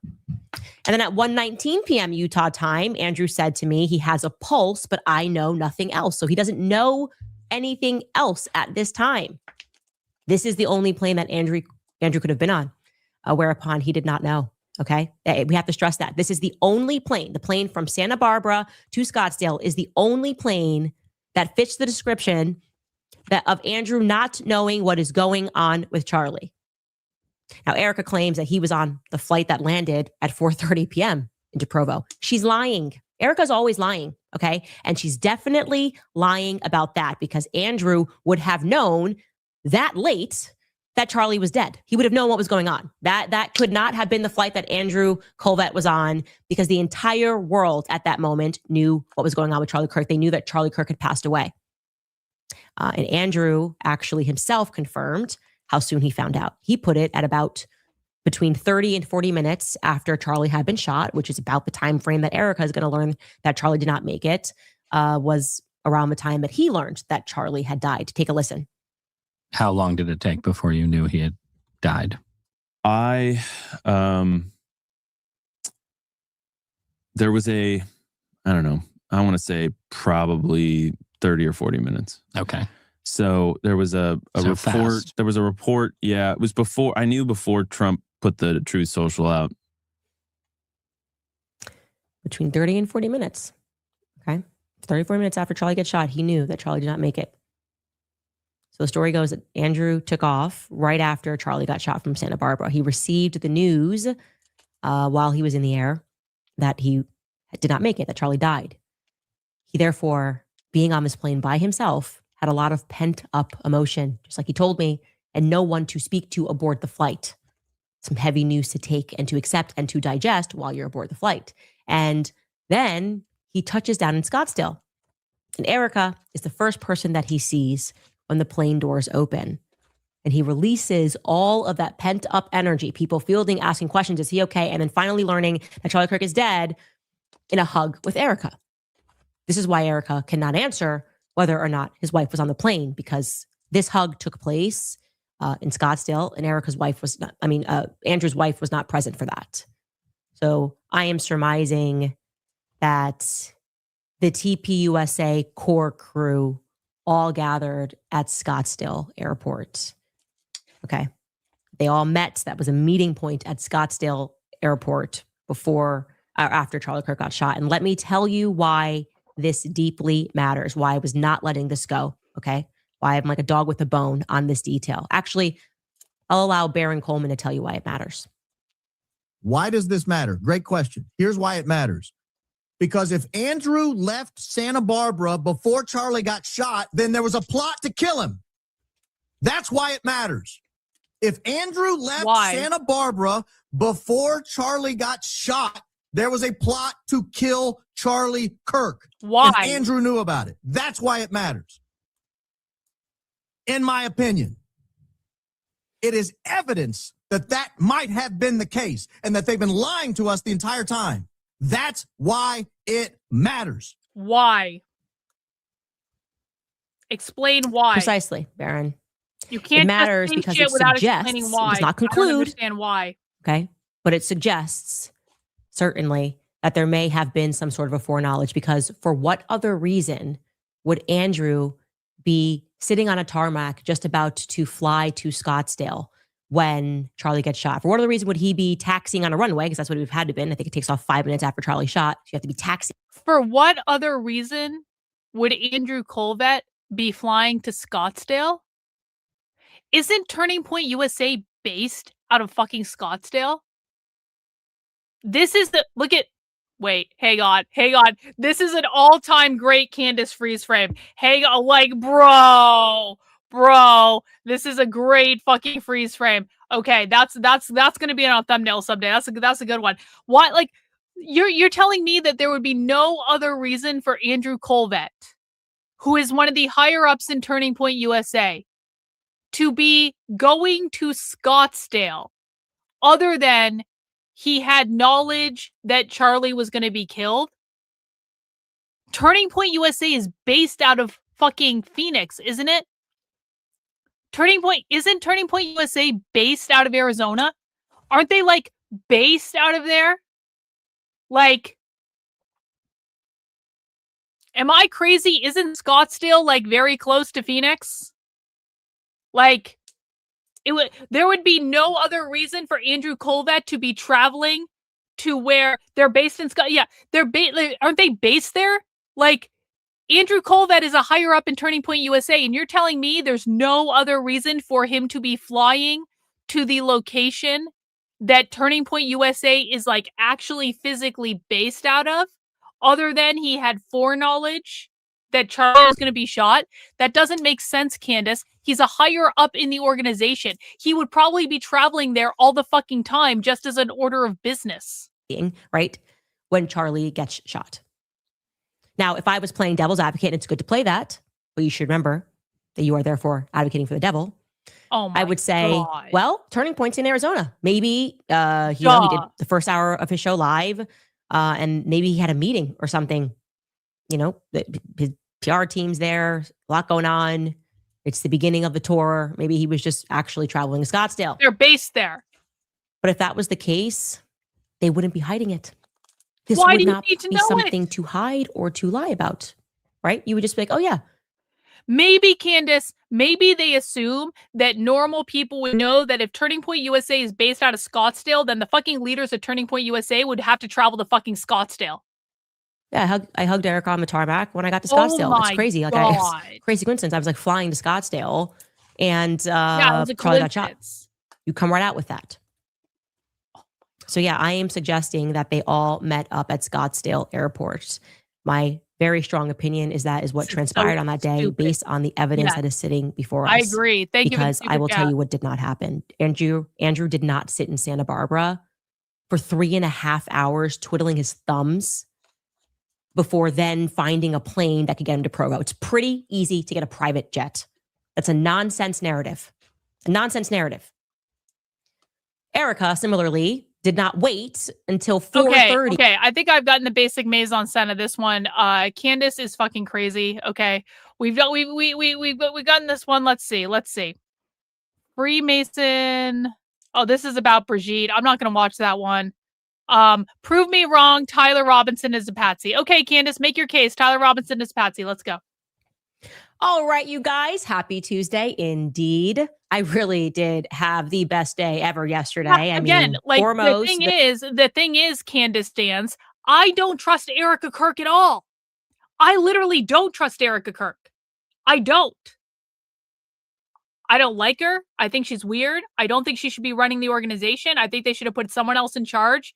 on an interim basis, maybe give it to her at a later date after she's actually, I don't know, mourned the death of her husband. I think that I don't trust anything Erica Kirk fucking says.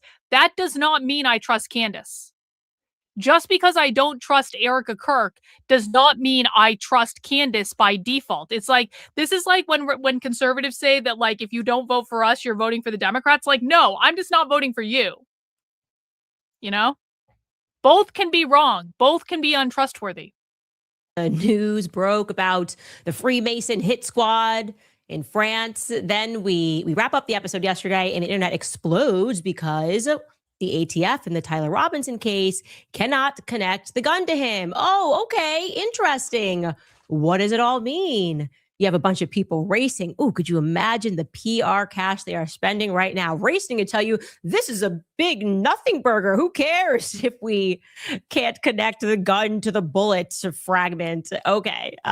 We care. I care because we were right. And we wanted to make sure that we took the time to actually read through the court filings, and we're going to take you through them. And if I'm being honest, there is something that is buried in these filings that not even Tyler Robinson's defense team caught. And we did. And in my opinion, it is definitive proof that Tyler Robinson is a patsy. The feds are just putting this on him. And I do mean the FBI. From JFK to MLK, now to CJK. This is, in my opinion, an undeniable state killing. Welcome back to Candace.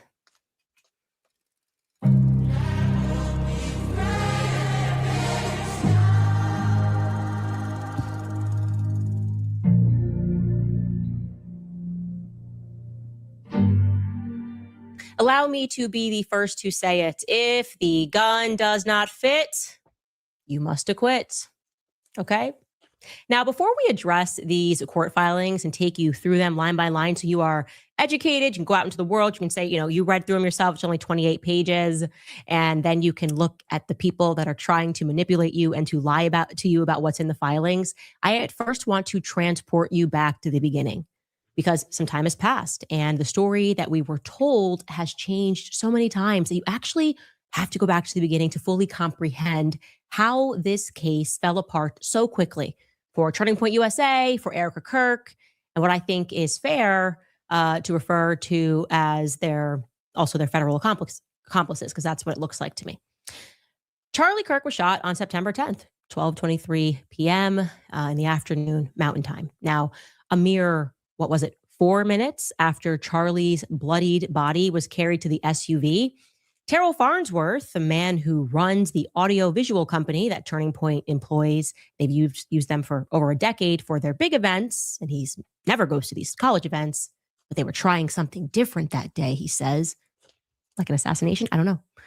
Anyways, Terrell Farnsworth raced down from his nearby grassy knoll where he was recording himself. And what does he do when he races down? He returns to the crime scene and violates it. More specifically, he grabs the very chair that Charlie Kirk had just been sitting in, the chair that Charlie was murdered in, and he takes it over back to the camera, and he stands on that chair, that bloody chair, and removes specifically the SD card from the camera that was behind Charlie's head. Okay. Now, later, Andrew Colvett is going to explain that Terrell was acting heroically because he was afraid that students were going to steal stuff from the table. There were people that were grabbing hats, and Terrell thought, let me spring into action and rescue this SD card. Yeah, we know Andrew Colvett's lying because Terrell did not take the expensive camera. If you were afraid about things being stolen that were of value, you wouldn't remove the SD card and then leave the expensive camera on the table. Fair the point. SD card is $15, okay? The camera's pretty expensive. Terrell Farnsworth seemed to be moving with precision as if he were acting on some sort of instruction, am I right? But to what end, I wondered. Why that camera? Why specifically the one behind Charlie's head in particular? And because I was wondering, I decided on September 17th, exactly 1 week after Charlie's assassination, to reach out to him. I called him. And he was exceedingly nervous. He stammered through a great many nonsensible excuses. I did it to protect Erica, he said. I wanted to secure the footage for Erica so that she wouldn't have to see the footage of Charlie being shot in 4K, okay, clocked you on another lie, because that was already a foregone conclusion. The entire world had just witnessed Charlie Kirk bleeding out. Okay, you can't save Erica from the internet already circulating these clips to the tune of billions of people who watched it worldwide. More crucially, if he was actually worried about Erica seeing the footage, common sense to me says that he would have grabbed the camera that was like, I don't know, a yardstick away from Charlie's face. Oh, yeah, that camera that we've circled right here, that would have grabbed the action. That would have been the real up close shot of Charlie bleeding out. So he lied. The camera from behind, making matters worse, once I actually saw the footage, it had no blood. We revealed that on this show, so now you can think through that. He was telling me he was trying to save Erica from seeing her husband die, but yet this was the most mild shot of all. There was not a drop of blood on Charlie's back as he went down. So what exactly was it that Terrell was racing to hide? What they were hiding, and I am going to speculate this boldly now, having read through these files and thought through everything that has happened, they were hiding was the fact that the bullet did not go through, did not pierce through Charlie. I believe that that was supposed to remain a state secret. The public was never supposed to have that piece of information. I feel pretty certain about that because after being told that the 30-06 was fired from a rifle a mere 150 yards away into the most delicate human neck, the assumption, all of us made the assumption, actually, we never even asked the question. Our assumption was just that it had gone through, of course. And I believe that that is the true reason why they moved to pave over the scene so quickly, because that was supposed to be the narrative. We've got the gun. We're going to say it was 30-06. We're going to say it passed through. We collected the evidence. Now it's paved through. Nobody can look. It's gone. But something happened. There was a divine intervention. Terrell showed me the back footage 2 days later on September 19th because I kept pressing him. Why are you being so weird? Why are you acting so strange? Why are you giving me so many excuses? Why are you telling me you're scared to send the footage because Google might hack you? That's bizarre. Why are you telling me you don't know how to send footage? You are an audiovisual company. You should know how to send big files. And so he eventually just said, hey, I'll FaceTime you. I'll just FaceTime you. I'm not going to send you anything, but I'll FaceTime you. And on September 19th, he did that. And gratefully, I moved to record that FaceTime call because his energy made me uncomfortable. And later that day, I informed the public on my show that the bullet didn't go through. I said the oddest thing. It's like there was no blood in the back of Charlie. That's so strange. And this public revelation caused a mass internal panic at Turning Point USA. Do you want to know how I know that it caused panic?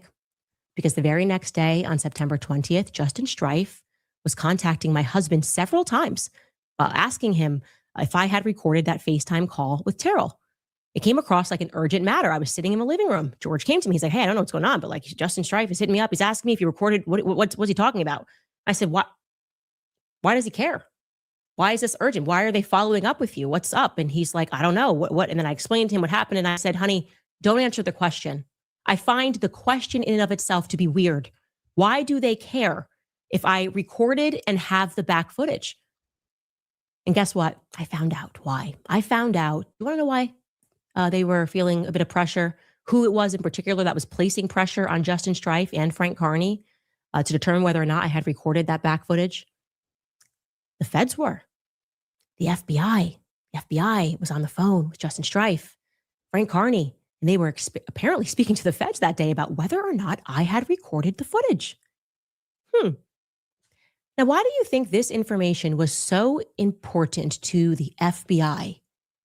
Why would the feds be concerned about whether or not I had the back footage? I'm screen recording a FaceTime call. They've got it in 4K. They're not protecting Erica. It's everywhere. Unbeknownst to me at that time, this was also the exact day of Charlie's private burial. And yet, this is what they were consumed with.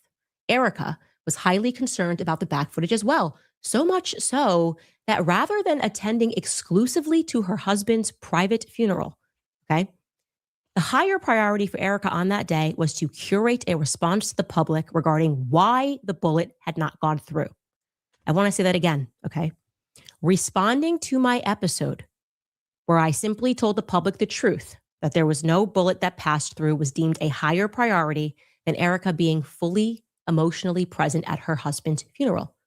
Her and Andrew were discussing this. They peeled off to the side and they conferenced the surgeon on the day of Charlie's actual funeral.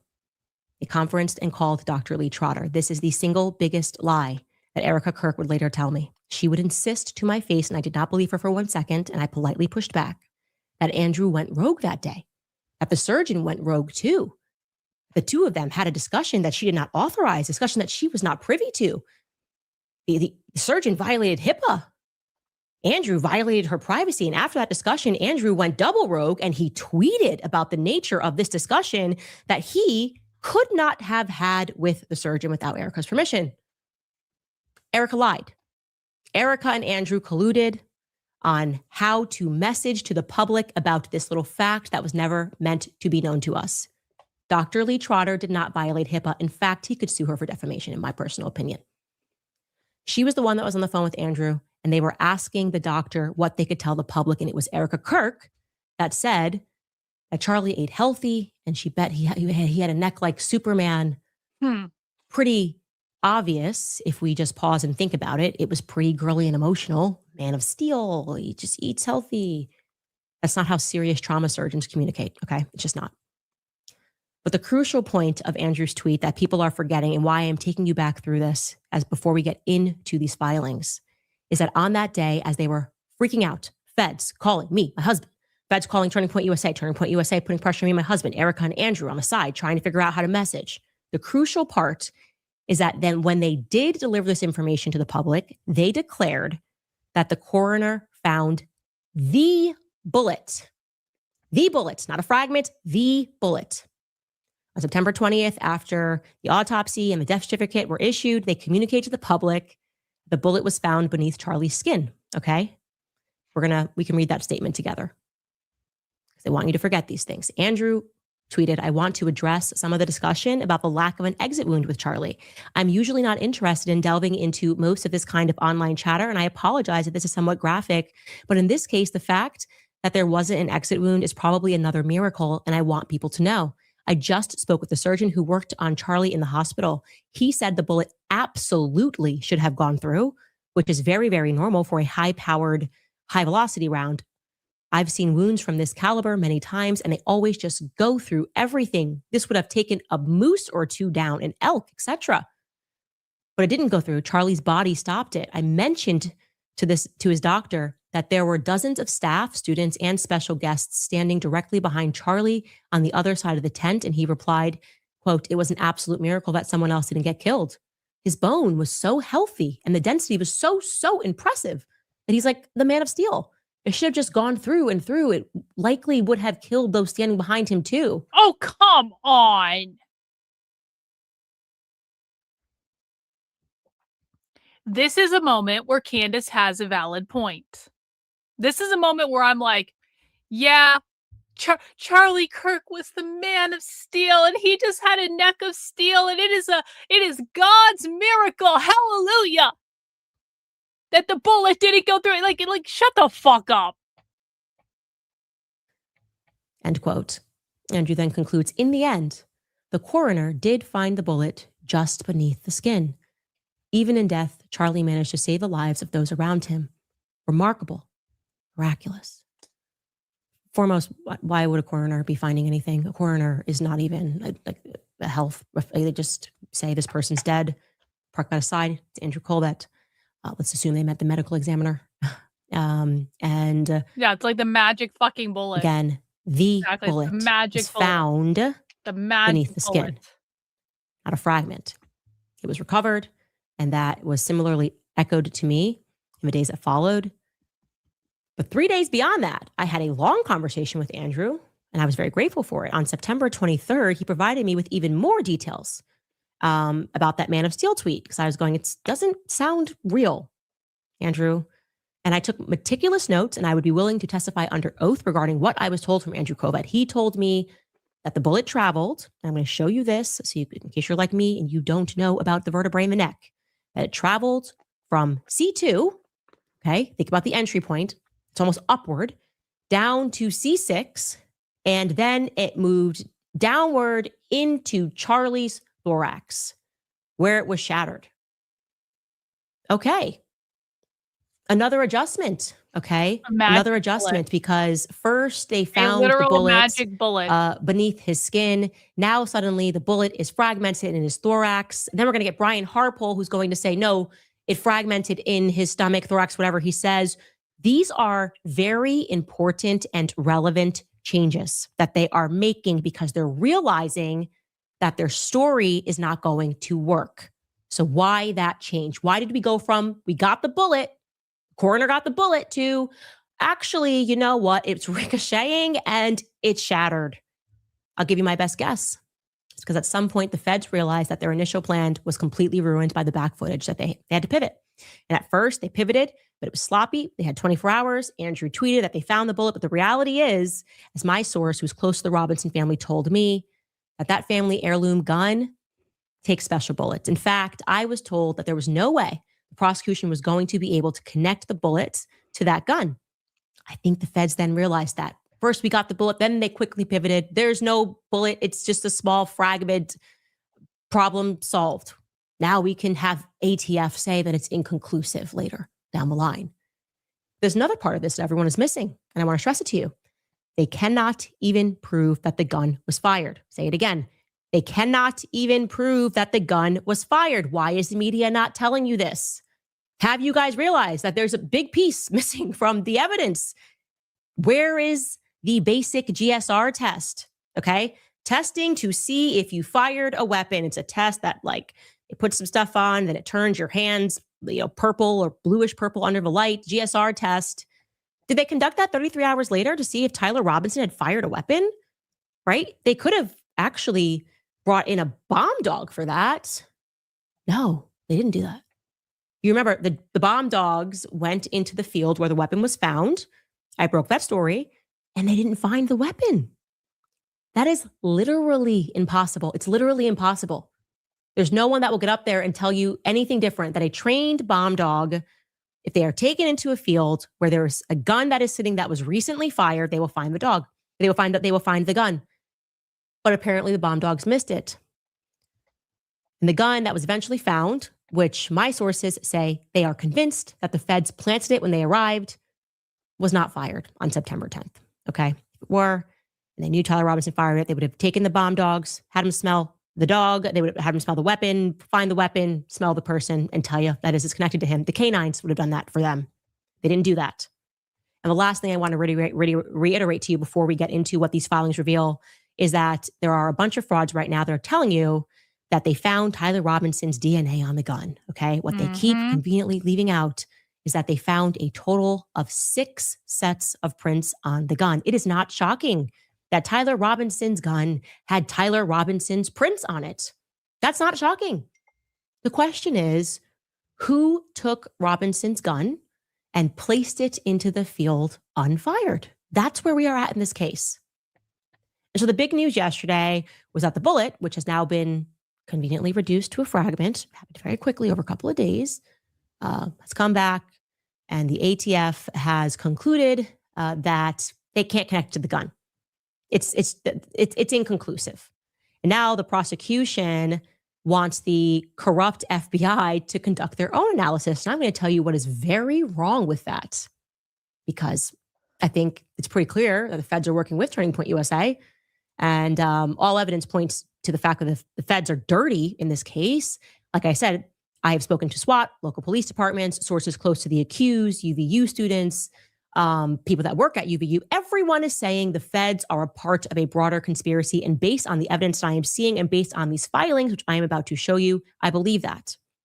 So while the people who are racing to delude you about this case are making tons of claims about the recent filing, we're going to actually take you through it. Tyler Robinson's team in this filing, just what we're looking at is they are asking for an extension. And we are going to show you the extraordinarily valid reasons as to why. At first, just want to say off top of this, I think we can all readily dismiss the repeated lie that Tyler Robinson confessed to his crime, right? He's asking for a continuation. A man who confesses a crime and says, I did it, does not request a continuation so that he can gather evidence. If he was admittedly guilty and so overwhelmingly guilty that he turned himself in and said, I did it, he would not be trying to win the case. Okay. Well, that's not entirely Why are they true, requesting a Candace. continuation?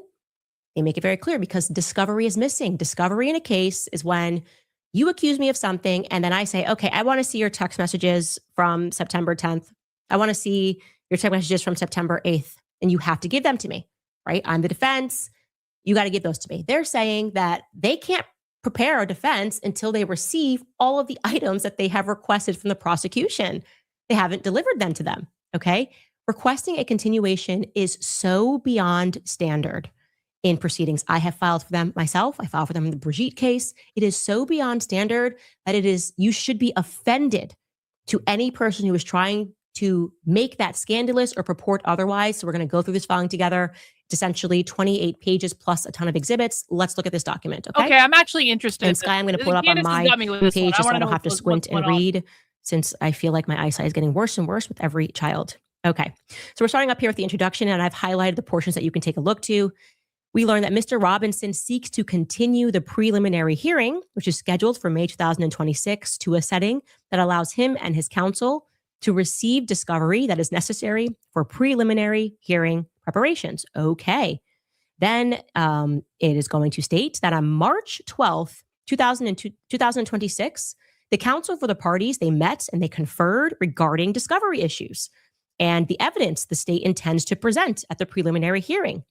Based upon the state's representations at this meeting, the state intends to present these discrete buckets of evidence through 3 identified law enforcement witnesses. So they're saying, we just met on the 12th, and they told us that they're going to, when we have this preliminary hearing, they're going to bring 3 witnesses to the stand. This is going to include conclusory forensic DNA and ballistics reports authored by the FBI and the ATF, phone and social media data, testimony by law enforcement officials about the crime scene and search locations, and testimony by Mr. Robinson's parents and roommate.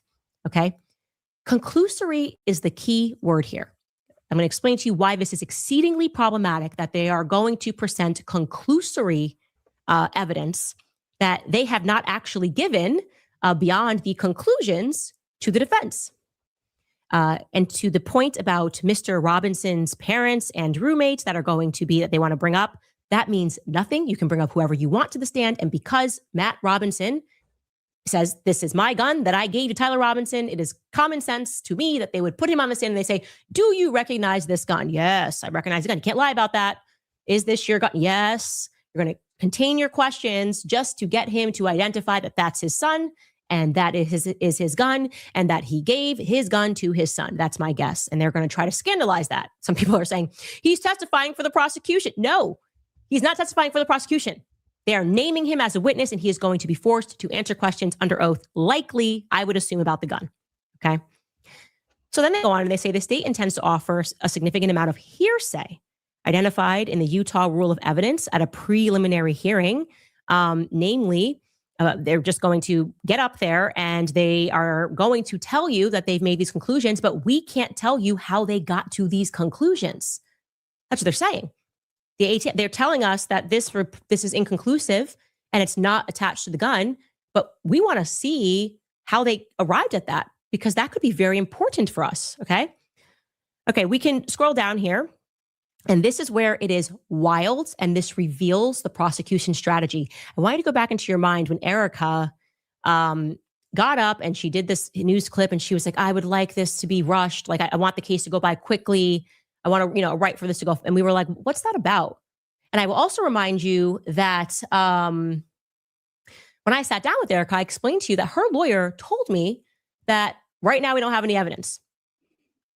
The way this works is that now the state's going to go out and they're going to find the evidence. And then once we have the evidence, they're going to give it to Tyler Robinson's team, who's going to be able to draft some sort of a response to the evidence. And then we have the preliminary hearing. Okay. So that is what they are going to say. They're going to tell you what Erica's team did, what the state did. In total, they're referring to Tyler Robinson's team, has received approximately 20,000 files, excluding digital electronic discovery, which was provided on a hard drive during that meeting on March 12th. So when they were conferring, then suddenly they gave them another drive. Okay. Now, initially they had files which were 61,500 pages in total before that March 12th meeting. They had audio files that were 31 hours in total length. So they're going through all that. They were also given more than 5,000 video files containing more than 700 hours of video until March 12th when they conferred. And then they handed them this little drive. And guess how much was on that drive on March 12th? It amounts to approximately 12 terabytes of data and over 600,000 files. So they have less than 2 months to go. They've had all of this time since September to deliver them all of this data for them to go through. And they waited until March 12th and they handed them a drive and they said, here are 600,000 files. See you in May. That is a strategy. Okay. That is a dump when you know they are not going to be able to go through everything and see what you have. You're giving them so much. And it is a strategy people do. When people are subpoenaed and they fight the subpoena, like, oh, I get your text messages for 2 years. Remember when Blake Lively requested that for me? And I'm like, I don't want to give it. And then the judge says, no, you have to give it. They will then give them more than they even asked for. I'll give you every email, text, because somewhere buried in there is what you need, but you're not going to have the time to find that. You don't have the force behind you. This is going to take 800 paralegals working for 800 hours each in order for you to go through all of this. That is what this looks like to me. Why are you waiting until March 12th? This is a very bad strategy. I mean, I'm actually going to say it's an immoral strategy to dump this on them.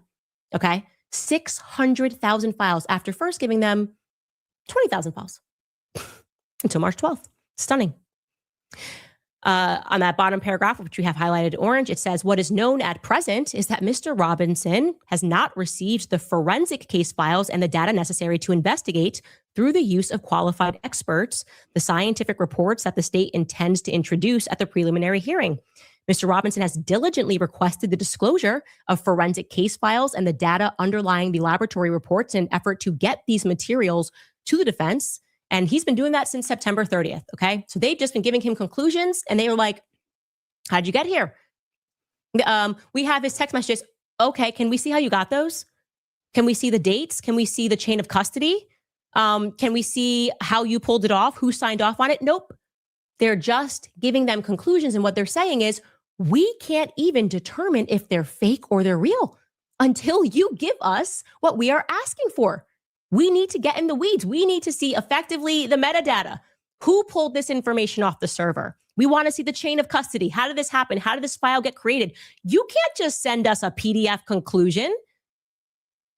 That is what is in these documents. They are playing games. They're playing games. It's very obvious. We're going to keep going here.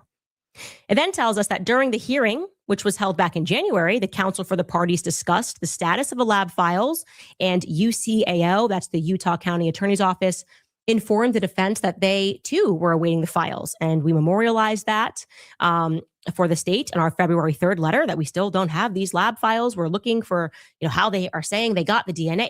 They're just telling us conclusions and we can't prod narratives, right? And so that's a problem. They're not being allowed to do that. And then if we scroll down to the bottom of page 6, it's telling us like, hey, there has not been a prior request to continue the preliminary hearing. And I'd like to remind you that back in December 11th, we raised this issue with you. When you set this date for the week of May 18th for the state, we said in response, this isn't going to work. We need to make sure we have the stuff that we need. And what did the court tell us? The court said, and they're quoting, I do not find there's any prejudice in setting a date for a preliminary hearing. It's not set in stone. It certainly can be moved. This is the judge. I recognize the parties have a lot of obligations, but I also want to recognize the importance of this case moving forward. And if nothing more, then this is just a goal. Breaking news. This is a big nut. Where the fuck was I before I accidentally restarted that? I don't know where I was before. You know what? I probably am done with that episode. That was God's sign that that episode was getting a little in the weeds for me. No, I think we're going to take it as a sign of the universe, but it's just like, I was done. I wasn't really listening anymore. Candace lost me at some point. Okay. Valid point that Tyler, I think the main point that Candace was making, because we do have to move things along. We have okay. 2819. Got it. We're going to move on though, because the thing of it is like, I understand what Candace is saying. Tyler Robinson's legal team is asking for a continuance because they believe they have not received all the discovery from the prosecution. Valid. Okay? Valid. They're allowed to ask for a continuance. I don't know. Like, do I think Tyler Robinson did it? Like, I truly don't know. I don't know if I think he did or he didn't. I'm kind of neutral on the issue, if I'm honest. Here's what I do know about Tyler Robinson, and I've said this from the very beginning. Tyler Robinson is not a far leftist. I've said this literally from day one. Tyler Robinson is not a far leftist. He is not a queer Marxist. Furry is not a fetish that is in the queer left. It's just not. Furry is its own separate thing. And there's nothing about anything that I saw from Tyler Robinson that says far left to me. He wasn't speaking in far leftist. He wasn't using the cadence of the far left. He wasn't engaging in queer Marxist subculture. He was not a far leftist. That is just blatantly wrong. And if you don't follow the queer left like I do, maybe you don't understand that. But it was so obvious to me he was not on the like. I do think he's a lefty. I think he's more of like a liberal type or maybe a progressive type. But progressive and queer Marxists are two very different fucking things. They're very, very different. He was and so that I know. That I am like there. That is one thing I'm sure about. And one of the questions I've always had from the very beginning is, why is the right lying about this? Why is Andy No lying about this? Why are all Andy No's friends lying about this? Why are people who've been interacting with the queer left lying about this? He is what he is. It's like he is what, yeah, his boyfriend or whatever, fur friend, whatever the fuck that was, they like Jordan Peterson. Like, they were not hardened leftists. They just weren't. No, he didn't. No, he didn't. The only people who think this are people who do not listen to the left. This is what I'm talking about. This is what I'm talking about with the amount of misinformation that comes from the conservative retards. You think he was a leftist because the conservative retards who lied to you told you so. You would not think he was a leftist if you ever spent any fucking time listening to the actual left. So that is just completely wrong. There's nothing you can say or do to convince me otherwise. And that has always been very odd to me. Why do they need to lie about this? So, I don't know. Maybe we'll see. All right, let's see. Candace thinks he was a patsy. Okay. Charlie's final call with BB. Let's see what Candace had to say about this. All right, you guys, happy Wednesday. I'm going to start the show by letting you know that there is a the important breaking news. The important breaking news that I originally paused the stream for that fucked up the last episode. But important breaking news, guys. Chrissy Mayer is not going to be on Friday Night Tights tonight. Breaking news. Breaking news. I have the nerdrotic announcement of the show for tonight. And Chrissy Mayer is not listed on the list of panelists for Friday Night Tights tonight. It's over, Chrissy. It's over. Suffer, Chrissy. Suffer, Chrissy. It's over. Chrissy's never going on that show again. They're going to give her spot to Brittany Venti. It's going to be fucking awesome. That you need to know about. A very close friendship, one that has spanned across decades. The friendship goes back to 1976. That's very sweet, actually. I don't know many people that can say they've been friends with someone for over 50 years, but these two men can. They go way back to Boston, where the two of them worked together. I mean, these two men, some might say, are ride or die, maybe even an emphasis on the die. Do you guys know who I'm referring to? Don't worry, because I'm about to tell you. Welcome back to Candace.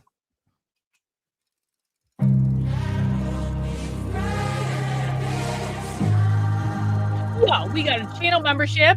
Ding, ding, ding. W, thank you for the channel membership. I appreciate you, bro. All right, you guys. This is Baron Coleman often says on his show that it's a high IQ outfit. You can't watch Baron Coleman's show unless you're high IQ. I have to extend that to tonight's show. You need notebooks. This is an AP class. This is now Candace, advanced placement. Okay, we're ready, Candace. Advanced I've got my placement. notebook. I'm ready to go. So one of the things that I have been perpetually haunted by, and I've explained this to you many times, is that final phone call that Charlie had with Bibi Netanyahu. The one that took place in the Hamptons, the one that nobody, while they were authoring these long-winded tweets explaining that we didn't do nothing, tweets that were overseen by lawyers and PR agents. Wow. Only no one wanted to address Bibi Netanyahu's call. Charlie described it, as I told you, as an intervention over the topic of Israel. Bibi offered, as I said, to take Turning Point to the next level. And what troubles me is not knowing the answer. In exchange for what? No.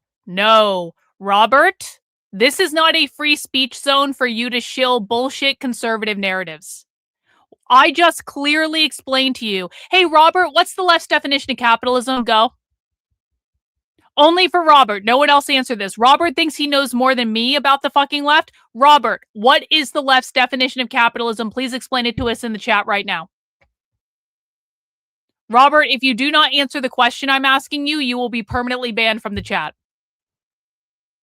If you think you know more than me about what the left is, explain to us explicitly what the left's definition of capitalism is in the chat right now, or admit you don't know. What does that mean? What does that mean? What does that mean?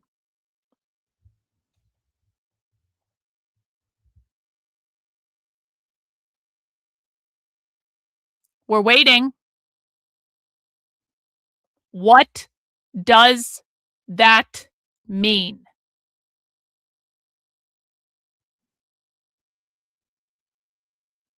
Oh, no, we're waiting, Robert. We're waiting. We're not going to wait for long, though. You don't get to fucking chat GPT this shit. You don't get any fucking time to chat GPT it. What does that mean? By the way, chat GPT isn't going to help you anyway, and we will know if you chat GPT. Oh, no, Robert. No.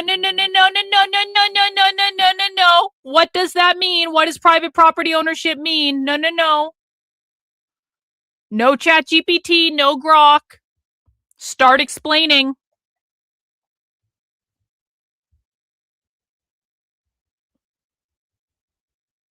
You know everything about the left, Robert. You just told us you know more about the left than me. You are pretending you know more about this than I do. This should not be a difficult question. This really isn't. You should have already answered it like clearly and succinctly. What does it mean? You're the expert and I know nothing? Okay, let's see. What does it mean? We're still waiting. We're waiting. You're taking a long ass time to type, Robert.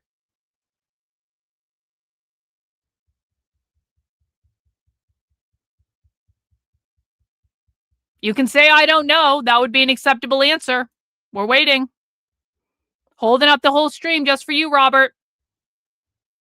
Oh, he doesn't know. He doesn't know. One in the chat if you are surprised that Robert has no fucking clue what he's talking about. 2 in the chat if you are not surprised that Robert has no fucking clue what he's talking about. But like this happens all the fucking time. People come in here and you've got PTSD. You can't answer a basic 101 level question because you have PTSD. Then why in the ever-loving fuck should we be listening to a thing you have to say? You can't articulate a basic fucking answer because you have PTSD. That means you are not competent to tell us what's what, Robert. That means that you are literally not, that you have nothing to teach us. Other people in the chat have PTSD as well, and they don't make fucking excuses for why they don't know basic 101 level information. So before you ever think you have any position to teach me anything in the chat, you better know what you're fucking talking about, because right now you do not. Oh, you'll report me?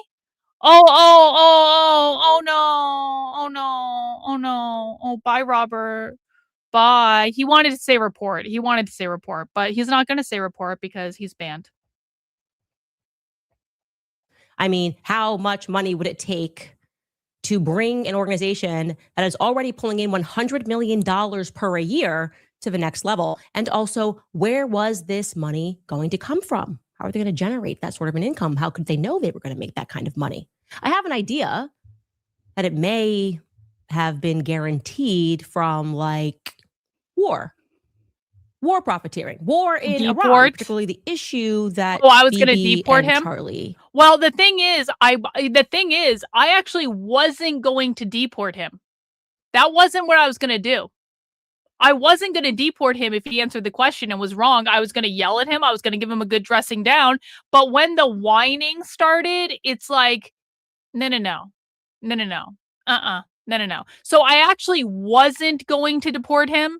But the moment the whining starts, it's like, you have to make special exceptions for me because I have this problem. I fucking despise people that make excuses. Guys, no one gets a pass here. You are in a classroom.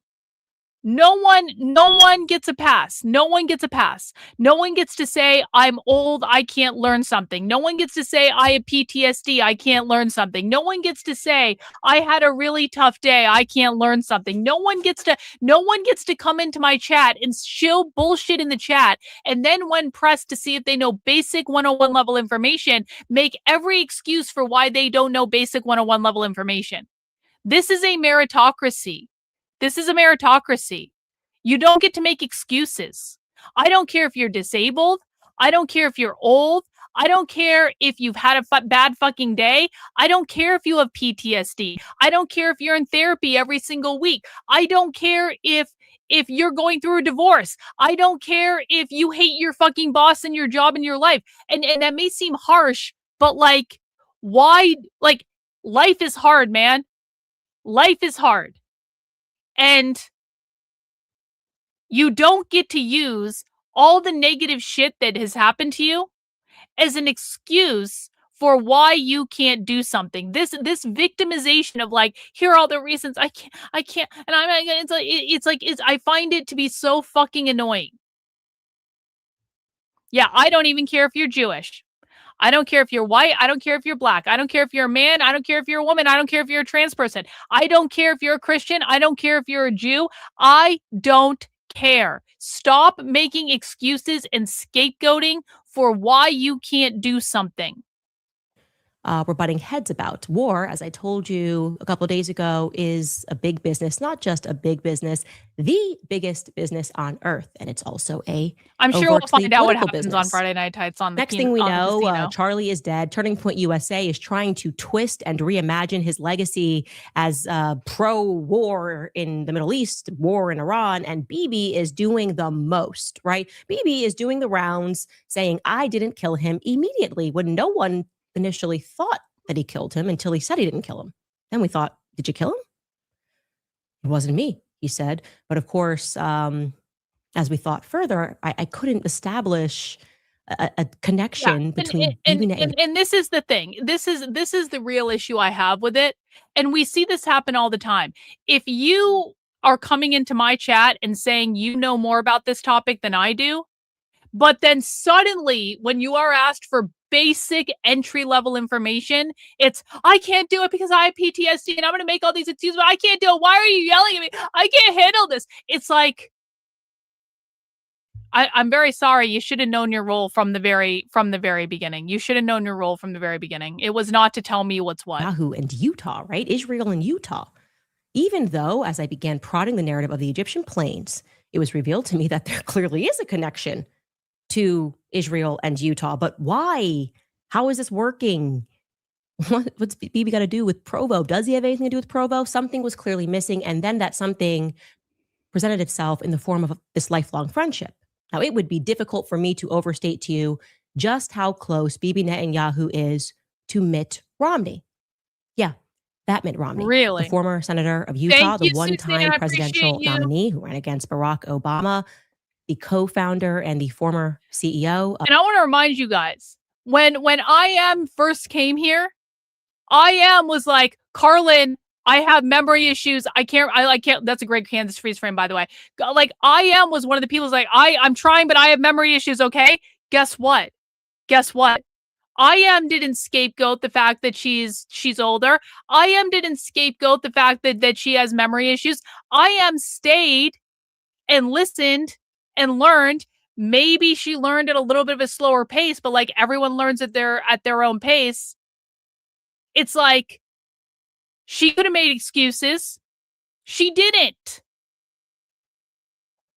Candace is always a wealth of freeze frames. I got to tell you what, Candace freeze frames like almost never disappoint. Of Bain Capital. I mean, frankly, if I wanted to, I could do an entire series on his 50-year friendship with Bibi Netanyahu, their intense political support for one another, counseling to one another, a friendship which began, like I told you, back in 1976, when they were both working for the Boston Consulting Group. I mean, look, I'll just show you this quickly. This article in the New York Times back in 2012 says a friendship dating to 1976 resonates in 2012. Really? And that is about, and it goes in and you should read it, about I am their familiar remarkable with the friendship. Boston Now, Group. let's just keep that there. I want you to park that in the back of your mind. Romneys are a very powerful family in Utah. And I want you to park that information in the back of your mind, A, because I just can't believe I forgot it. It was somewhere, somewhere in a database, but it just, I guess, kind of evaded me for a bit. But as we go forward, this information is going to become increasingly relevant as we revisit various aspects regarding certain individuals on September 10th that we had mentioned. Let's at first go back to the hospital, okay? I'm told actually it's pronounced Timpanogos, okay? Timpanogos Hospital. It's always been very strange to me, the setting, increasingly strange to me that we have no eyewitnesses inside of the hospital regarding September 10th. I mean, just randos that should be in the ER lobby, right? All of Turning Point, the staff that was there that day went over to the lobby. Not everybody went into the back, but they were there, right? We're talking about an emergency room. People go there all the time. Your kid breaks in, everyone's racing in the emergency room. I'm not saying it needs to be like totally packed, but I'm saying there should just be a few strays hanging around that can tell me something about it. And as I reflect 6 months later, it's almost as if the emergency room had been completely cleared for Turning Point USA. We'll never know, of course, because when Kash Patel arrived, he had the FBI immediately seize the footage from inside the hospital. What a bizarre priority, right? Makes no sense. You got a manhunt, you're in the midst of a manhunt. Why would you grab footage of where Charlie was brought inside? I think if I was on Tyler Robinson's defense, I would probably want that footage. Yeah, I'd say you have that. I'd like to see it. Anyway, journalist Elizabeth Lane, that's the one who has been positing that Erica Kirk is a psychopath. She did another long post the other day on X, and she was actually a journalist that was on the ground that day. She went to Utah Valley Hospital, and she sent her colleague over to Timpanogos, and they were just staging outside, waiting for something to happen. And she was sort of remarking about how odd it was that they had locked down both hospitals, something that I brought up to you, right? They locked down both hospitals. The excuse that was given to the public was because the shooter was going from hospital to hospital looking for Charlie Kirk. Have you ever shown up for my socialism coverage before? Who the fuck are you? Channel activity.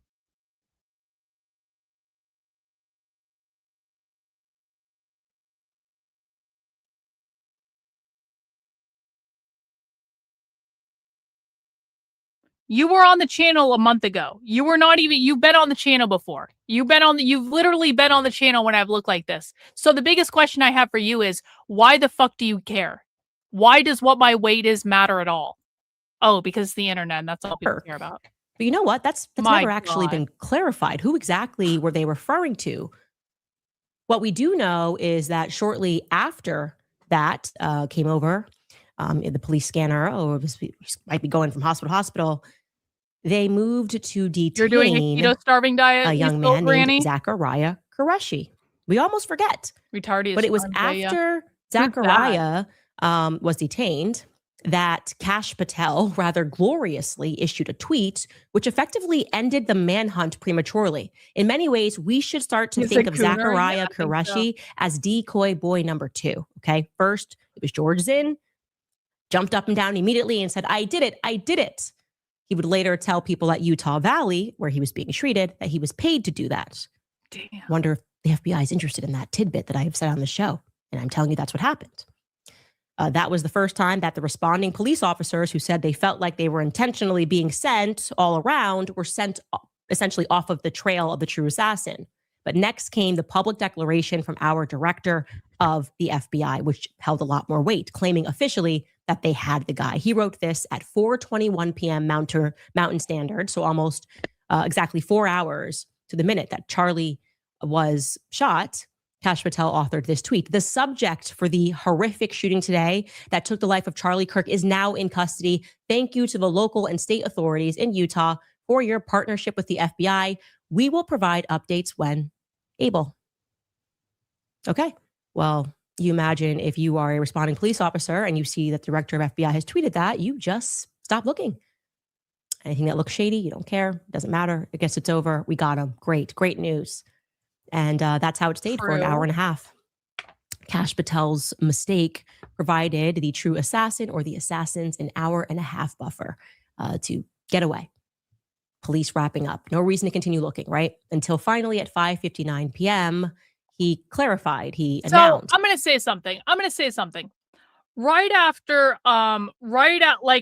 Immediately after all this happened, I know people who were on the ground there.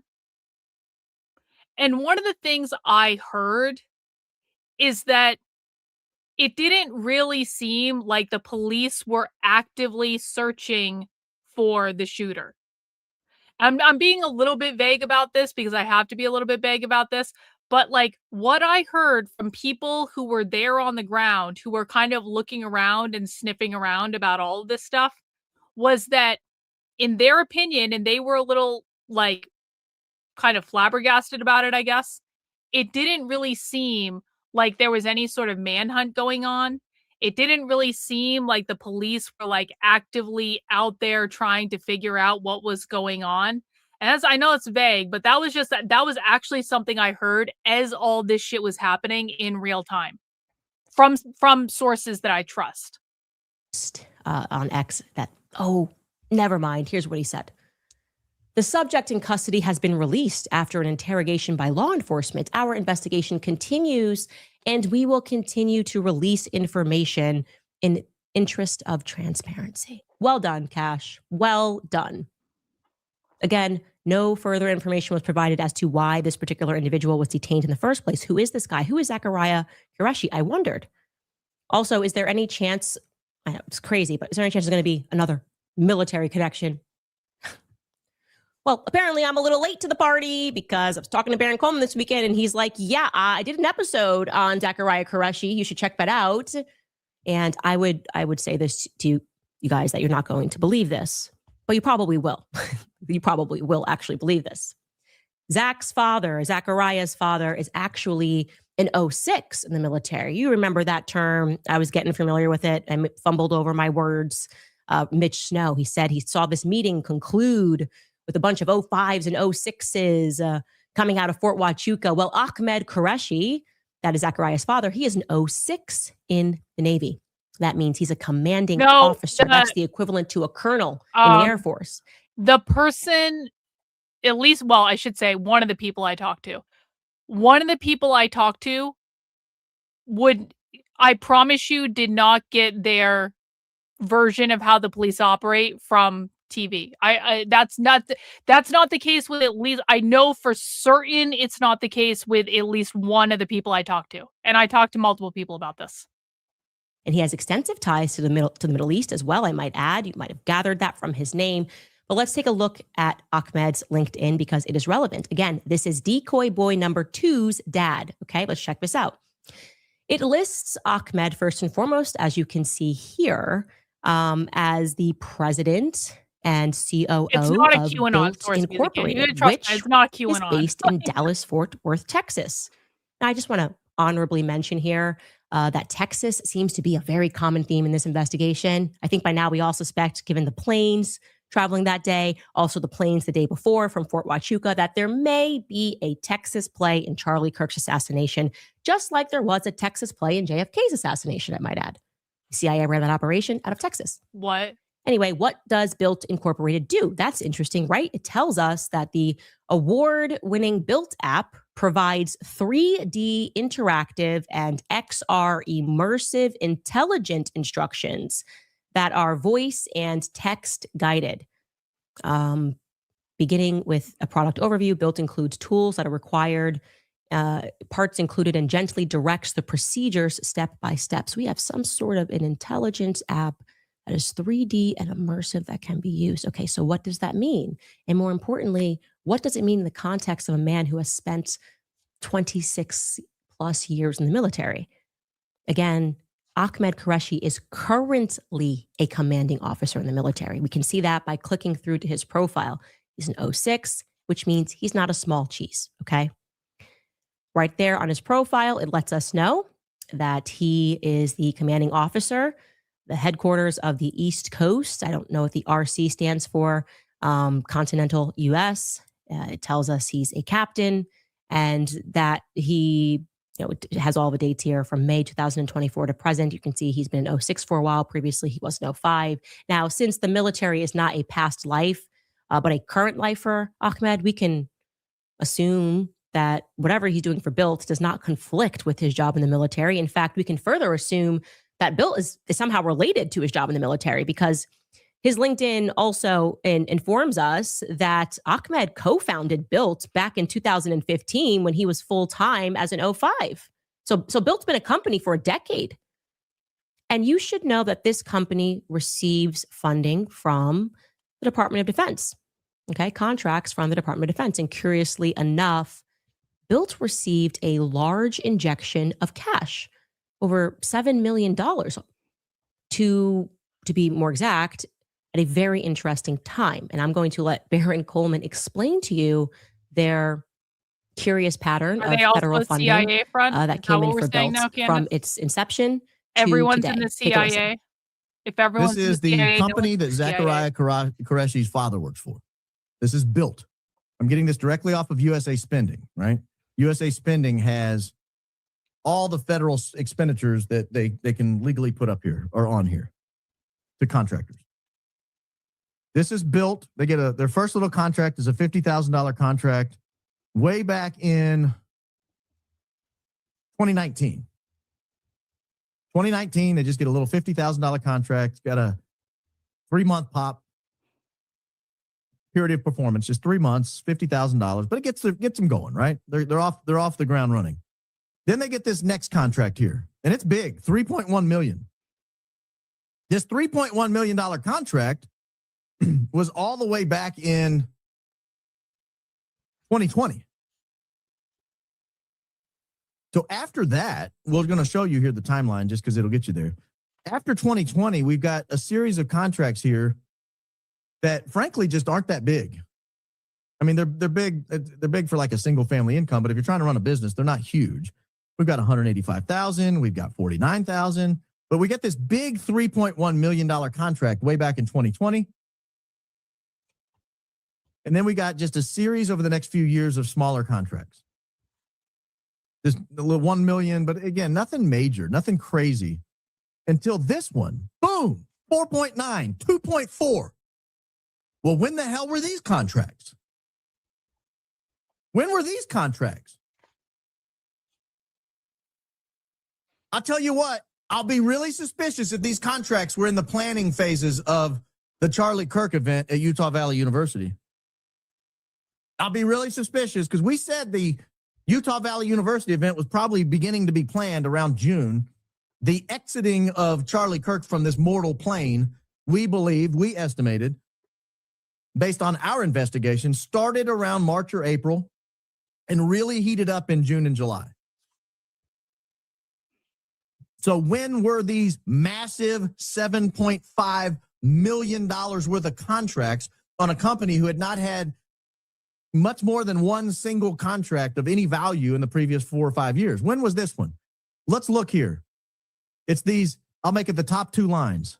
Let's look together and see when these 2 contracts were. Up June 1 and June 16 of 2025. June 1 and June 16 of 2025.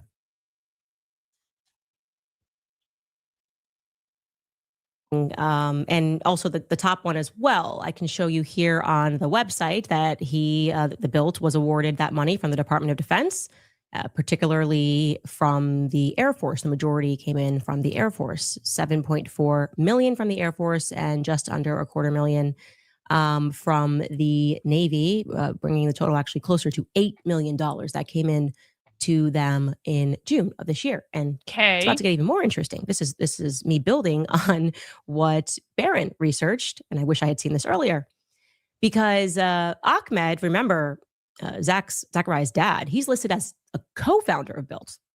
Who did he co-found this with? Who is his business partner? Who's the other half of this intelligence app that got a nice injection of cash from the Air Force in June? That would be a man named Nathan Henderson. And don't worry, guys, I, of course, will have a graphic for you at the end so you can screenshot and save it and study it, and it will look really clean because it's very significant that you know these names. Because when I learned that Nathan Henderson was the co-founder, I suddenly realized that there was a weird crossover because I had looked into Zachariah Qureshi and I remembered the name Nathan Henderson living in the same house as him. Like they were all living in the same house down in Keller, Texas, both the Henderson family and the Qureshi family. Now, it's possible the business owned the company, vacation rental. I don't know.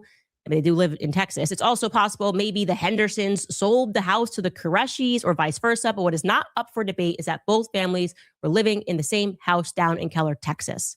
And that Nathan Henderson, the co-founder, is married to a woman named Gina Romney. Okay? Gina Romney Henderson is relevant because she too works at the BILT Corporation. She's the vice president of their user experience. You can see that here on her LinkedIn. And they also have a son, a young man named Connor Henderson. Connor went to the same school at the same time as Zachariah Qureshi's. So their sons go to school together. To put it to you another way, the co-founders of the BILT company, who lived in the same house and work at the same place, also sent their sons to the same school at the same time, BYU. Okay? They graduated within a year of one another. They're Mormon. And their sons both interned at the BILT company. Now, my suspicion is that Connor and Zachariah probably know each other, and you're never going to guess where Connor was working this summer, right? Connor had been working as an emergency room department scribe. I can confirm. Go ahead. Timpanogos emergency room. Okay, now, in case you are unaware of what an emergency room scribe does, they are essentially the physician's personal assistant in charge of taking notes and handling the charting and clerical work for the doctors in that emergency setting. That was Connor's job from 2024 until, and that's only if his LinkedIn is to be believed, just before Charlie's assassination, or maybe even just after Charlie's assassination. I'm wondering if he actually quit on September 10th. I'm wondering if he was working beneath Dr. Lee Trotter. It's a lead that should be pursued. Anyway, it's time to show you guys a nice, clean chart since we are pulling together a lot of new names. It will help you visually see these connections to the BILT Corporation, BILT Incorporated, pardon. So you can see this. Also, I should mention Gina Romney also went to BYU. BYU keeps coming up, and I'm about to drop some bombshells for you about BYU's connection to Israel. They're all fucking Mormon. Is Candace shocked at the revelation that a lot of Mormons go to BYU? In particular. Anyways, do you know what regarding Miss Gina Romney? I have to tell you guys, that is the third time in this investigation that the Romney name has come up. I hadn't spoken about it before because I just thought, well, it's Mormons, the Romney family. They're big in Utah. That's not that weird until I realized how close Mitt Romney was to Bibi Netanyahu. And I just found myself wondering, if they talked about Charlie at all after he was really frustrated with Charlie over the Iran war. I found myself wondering. And then I realized that all of these connections to the Romney, I should probably share with you. And this very weird connection to BYU in particular. You're going to be shocked at what I learned about BYU. And I'm not going to say allegedly in this next portion because I know it's for a fact. We're going to talk about the CIA and what they have to do with that Utah University when we get back from a brief break. All right, you guys, thanks to you, last year, Preborn helped to rescue over Okay, 80,000 Candace, I'm gonna babies. hear And you out today on their this babies one, got but to if you be don't bold. have, if Candace doesn't have something that's better than Mormons go to BYU, I just, Candace, come on. So did, I should mention, and here's where it gets interesting, our brand spanking new CEO of Timpanogos. Don't think I forgot about Andrew Zenger. Remember, he was appointed the CEO of Timpanogos just ahead of Charlie's assassination. It was August 19th. And curiously enough, before that, he was down in Texas. He had previously been working down in McKinney, Texas. Probably for the CIA, as the right? COO of Medical City, which is north of Dallas. Now, what is Medical City? It is a front for the I CIA. know Texas is big, but and man, the mob. they all yanked and brought back up there. And the yeah, Jews. that's what they did. Just like I said, ahead of September 10th. Now, of course, Andrew Zenger, just like Qureshi and Henderson and our Gina Romney, he attended BYU.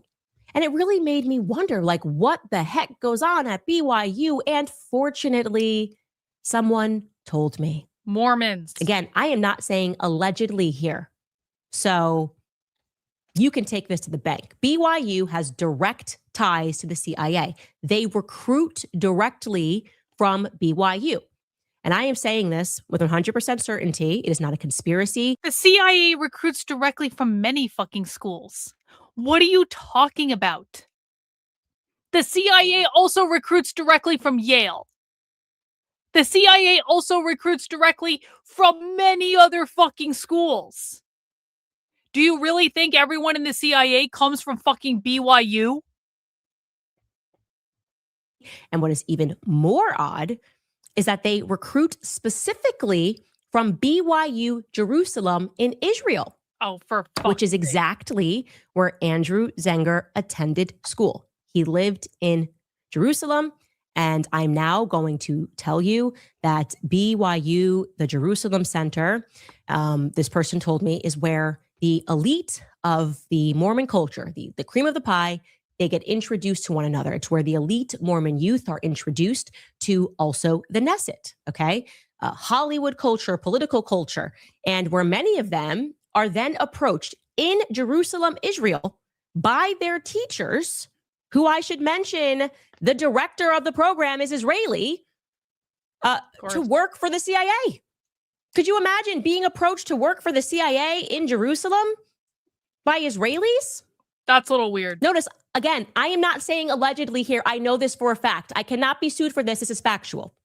Andrew Zenger was out there, and he was out there, I should mention, during Mitt Romney presidential election season.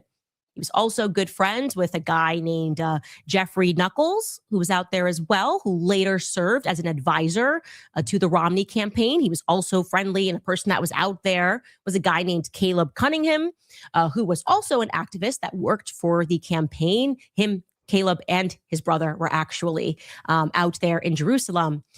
I want to, again, make it clear, I am not shooting in the dark with this. In fact, I can tell you specifically what the name is of the company that the CIA uses to bring some of this youth talent on board. They specifically use a company, and this will trigger them if they're watching, called Metro One Talent. Metro One Talent. That's how they interview their talent and set them on the path to joining the CIA.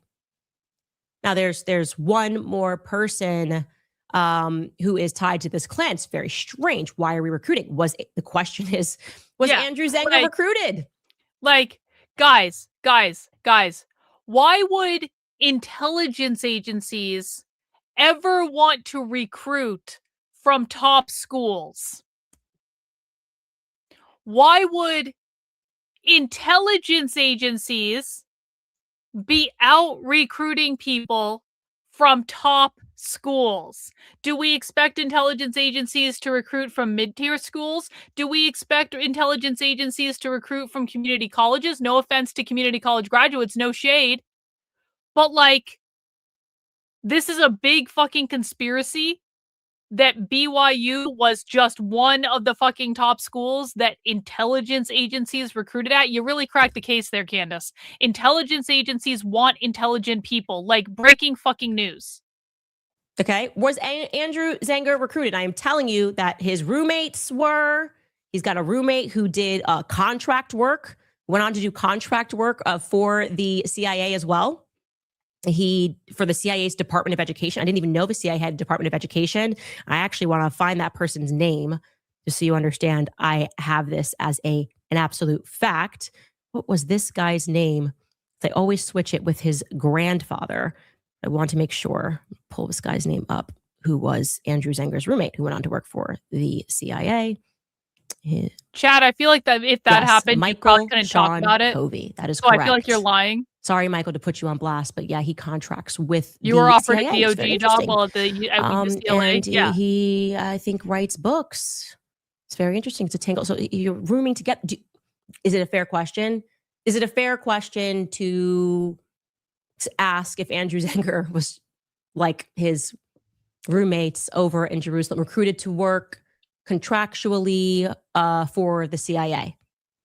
It's interesting. Now, there is one more person who is tied to the Romney clan who also went to BYU, and we brought him up very early in the investigation. He was one of the first people that I put an APB out for because he was bizarrely standing alongside Shane Lyman. Remember, we learned like Phil Lyman's whole family owned that block. You know, the cameras of people walking, they were all tied to Caldera Engineering, walking down the block. I don't even think that's Tyler Robinson. Looks to me much more like Lance.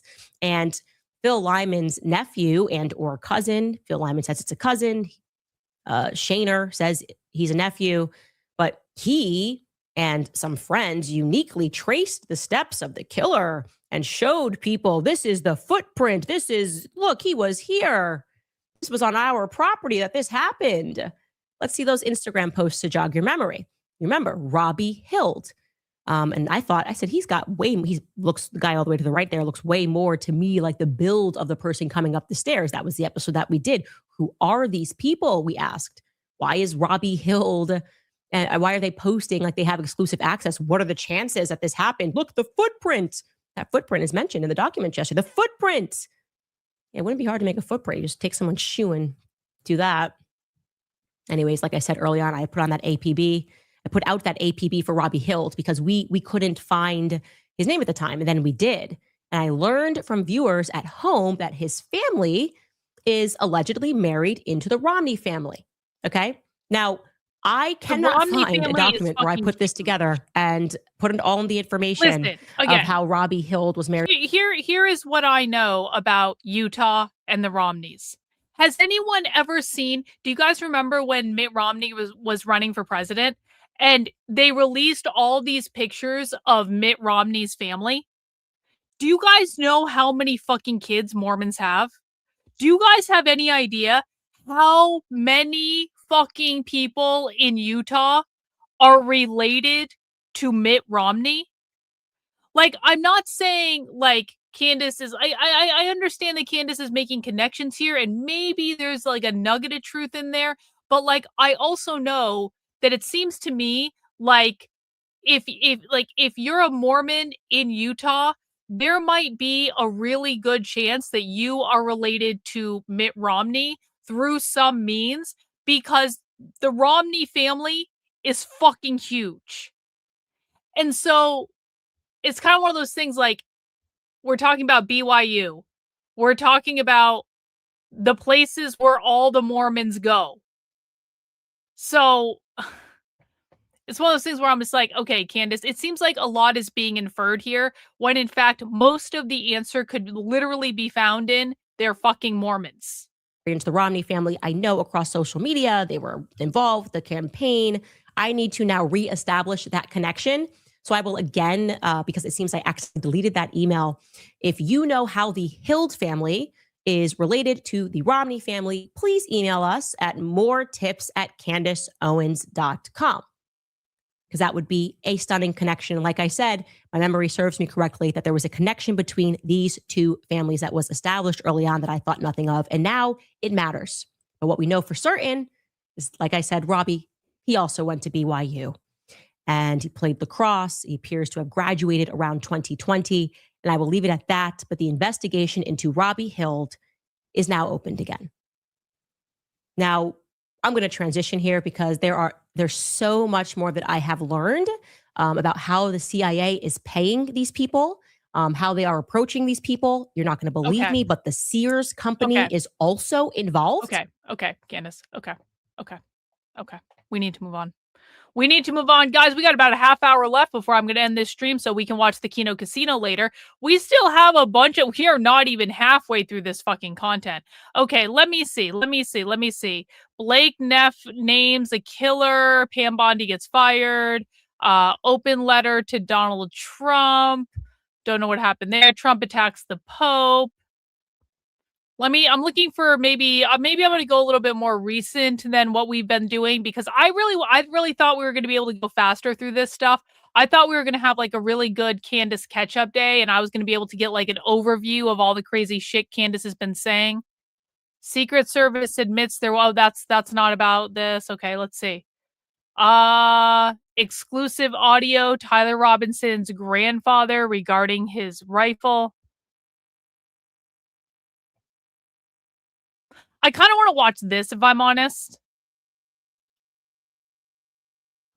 Where is the part where Candace starts fighting with Actually, can we just watch this?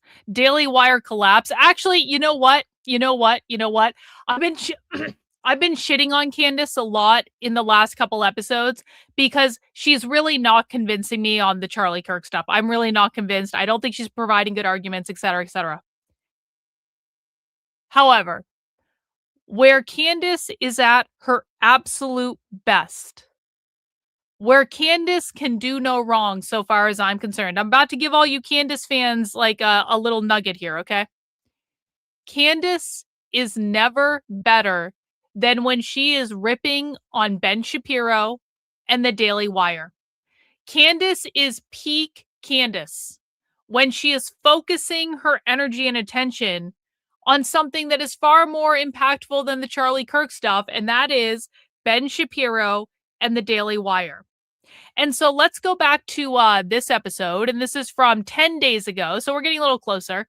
Daily Wire collapses. Let's get a little bit, I've been shitting on Candace. Let's get a little bit of Candace at her absolute peak.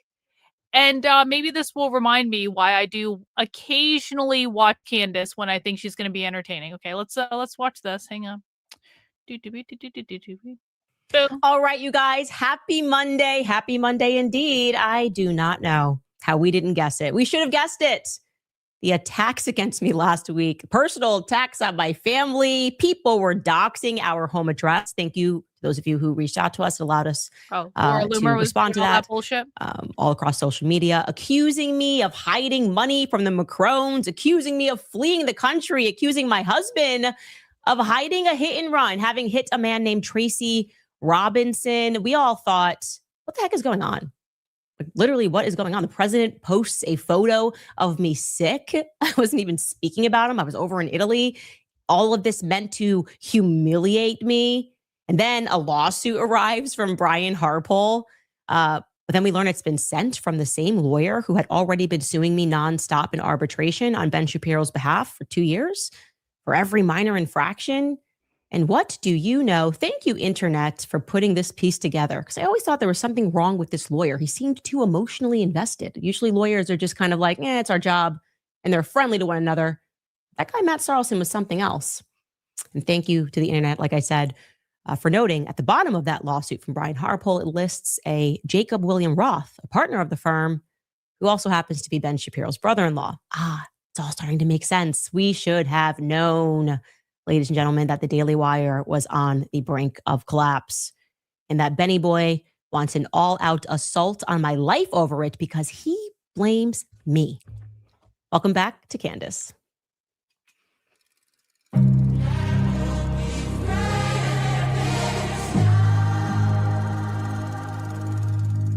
Yeah, Laura Loomer is fucking nuts. In the fight between Laura Loomer and Candace Owens, I'm on Candace's side. It was oddly demonic, unlike anything we've ever seen. The president of the United States posting photos of my ugly mug. Why? I think I look kind of cute, actually, in that photo. Thank you very much, Mr. President. I would have smiled ladies and gentlemen. If I had known that one day the Prezi was going to post it, I would have smiled a little bit, so maybe smirched in the photo like this under that bandana. All right, Candace. Publicly, everyone knows that also Laura Loomer has been stalking me. But I've been telling you guys, my real stalker in life is Ben Shapiro. Okay. Since the day that I was fired from the Daily Wire, he has not stopped trying to bankrupt my family. It is almost comical at this point. We've learned to just laugh at it. It never goes away. We were laughing at the fact that he's just kind of allowed to pretend to be this normal public figure, but he's low-key a deranged stalker. And like he just sort of hides behind it, tries to dignify the stalking through legal filings. It's like, oh no, it's fine that we sent an intern to follow her at her event after we followed her. That was after we fired her. That was our right. It's fine if we keep just using legal abuse as a strategy. And I mean, for every little infraction, like they were monitoring my likes. Back when you could see likes on X, I was facing serious lawsuits over, you liked this tweet and it was a bit disparaging to us. Stalker, just full-blown stalker vibes. It all made sense, though. It all made sense. Tweet that was phone calls started coming in. What pussy? Emails started coming in regarding the Daily Wire layoffs, which began, I am told, on Thursday, actually continued through Friday.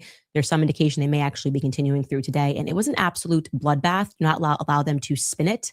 Okay, I'm talking entire departments, big people at the firm, lawyers at the firm, the chief operating officer, the executive vice president, virtually the entire marketing department, the production team has now been reduced to a mere skeleton crew. I didn't know that. No one was safe. Not even Ben's team was safe, marked safe from it. Even a director on his team was fired. It was brutal.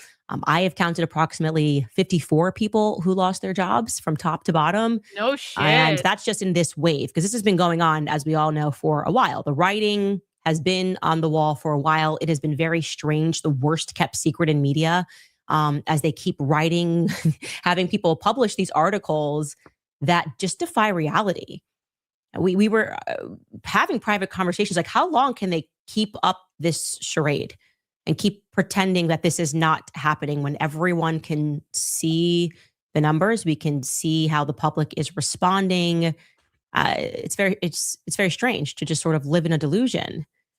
We knew that they had brought in private equity sometime ago in the last 2 years. I used to work in private equity in these particular types of situations. So I knew what the implications were of bringing in private equity, especially if it's a distressed debt situation. The usual term, as it was at the company that I worked at many moons ago, is 2 years. They'll inject cash into your company. They'll float you for about 2 years as you attempt to turn things around. You fire some people, you restructure a little bit, but you're kind of walking the plank. Right? Maybe you fix it, but if you don't, they're gonna sell that company, and they're gonna own a huge chunk of that company that they sell. Now, I can't assert that is definitively what the deal terms were for the Daily Wire, but I can say that we're just about now over 2 years, just over 2 years removed from my firing, and the Daily Wire has obviously not turned the company around. In fact, I would say they've just kind of cranked up the crazy, almost like they were trying to catalyze their own demise.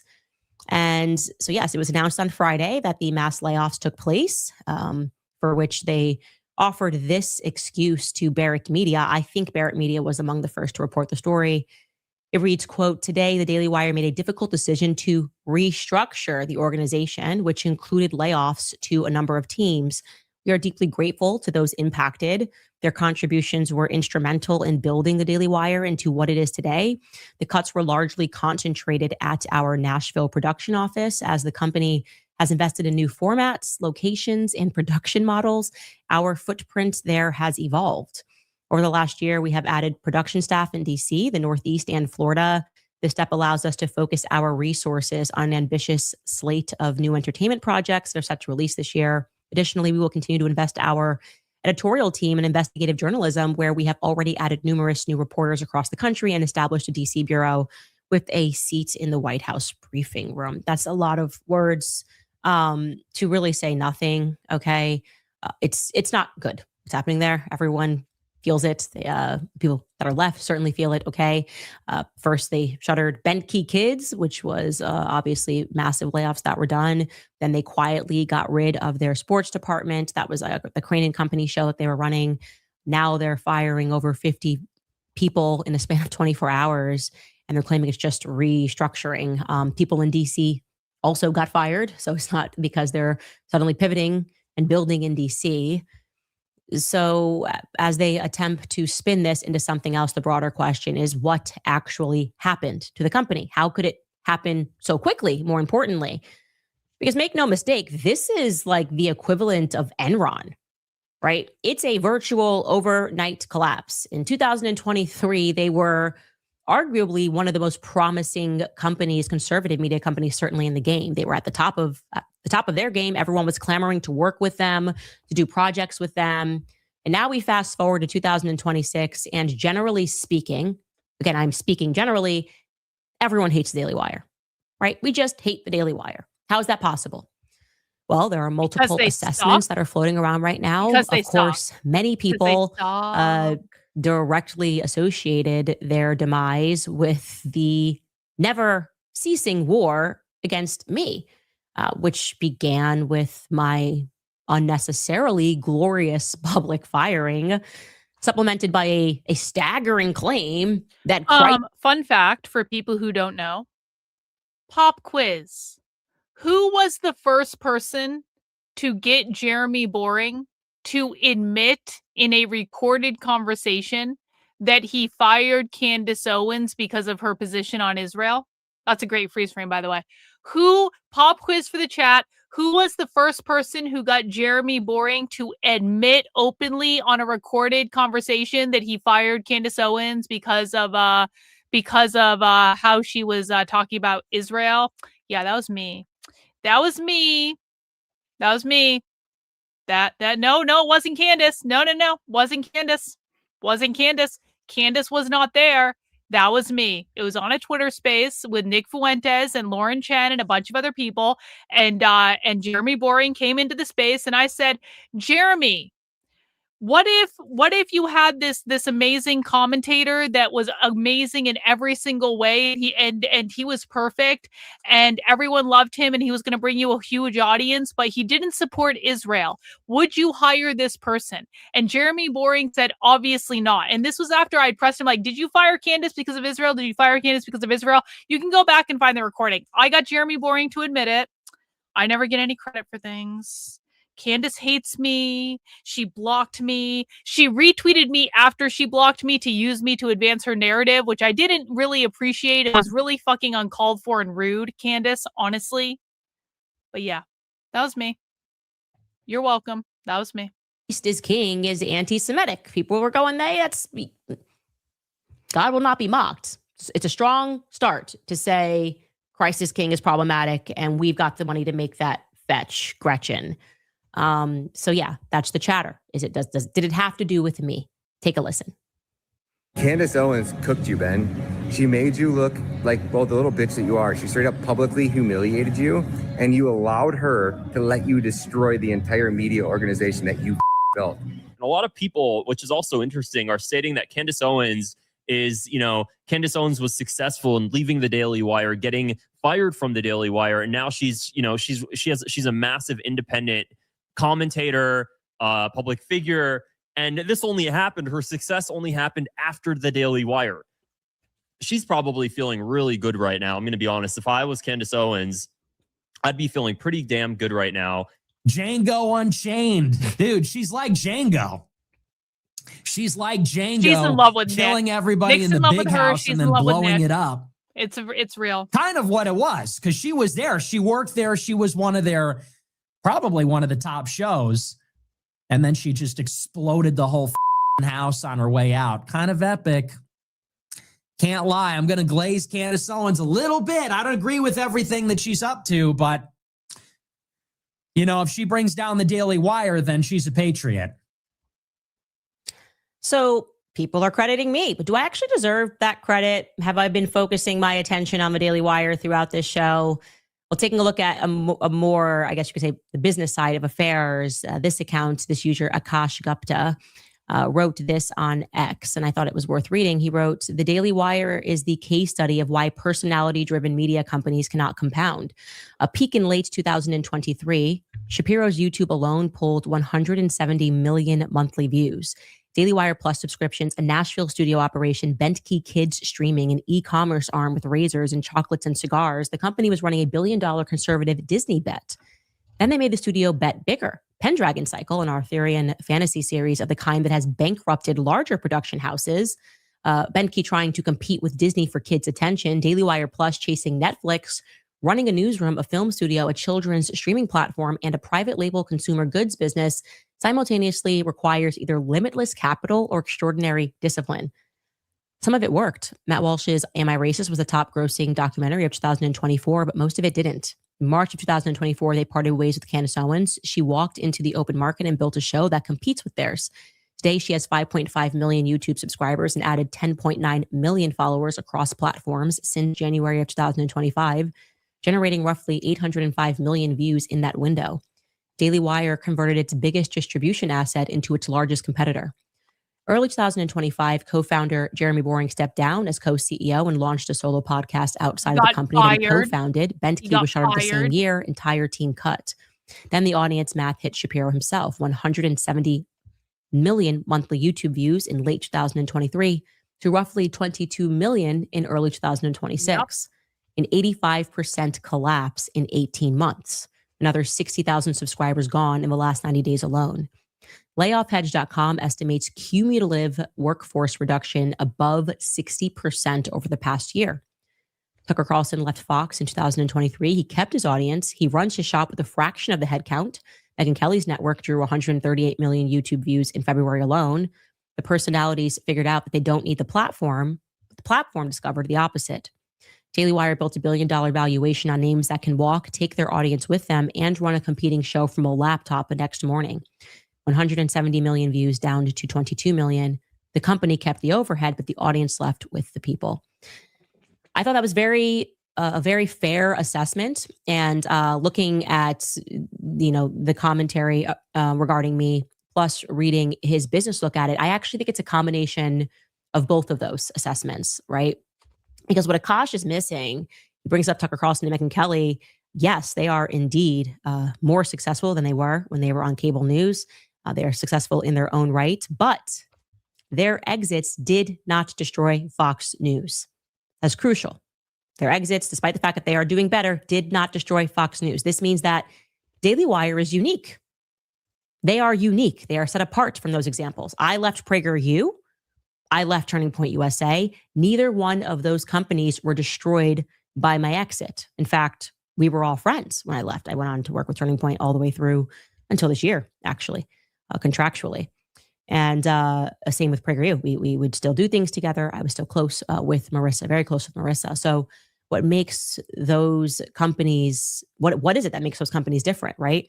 I think what makes them different is that they didn't stalk their departed talent. They just let them go and they never mentioned them again, right? Tucker Carlson did not then face 2 years of arbitration and fights and gag orders with Fox News, being chased for every penny. They didn't try to stop his next move.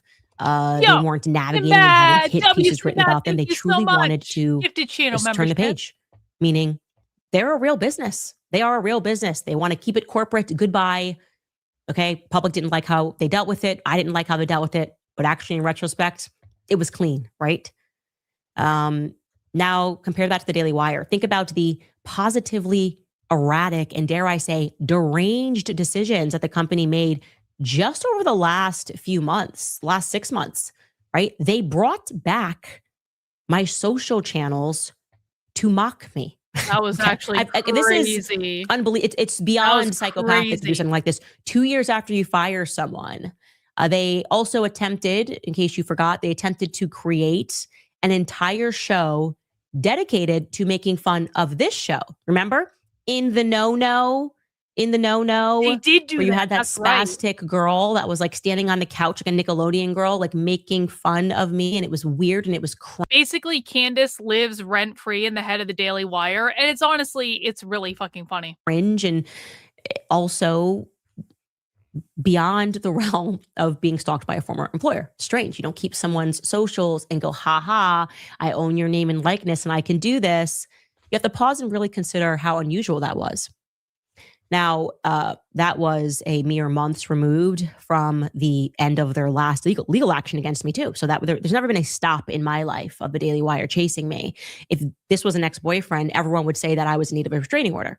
Like I said, they wear the mask of this is all court. We just really want to go after her because of that she liked that. It was disparaging. Yeah, good luck kidding her. So you cannot discount the fact that Ben Shapiro, who is doesn't fucking considered, and this is sad for the other people on the platform, he is considered the face of the company.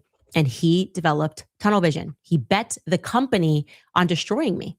I didn't want to fight with them. I wanted to peace out.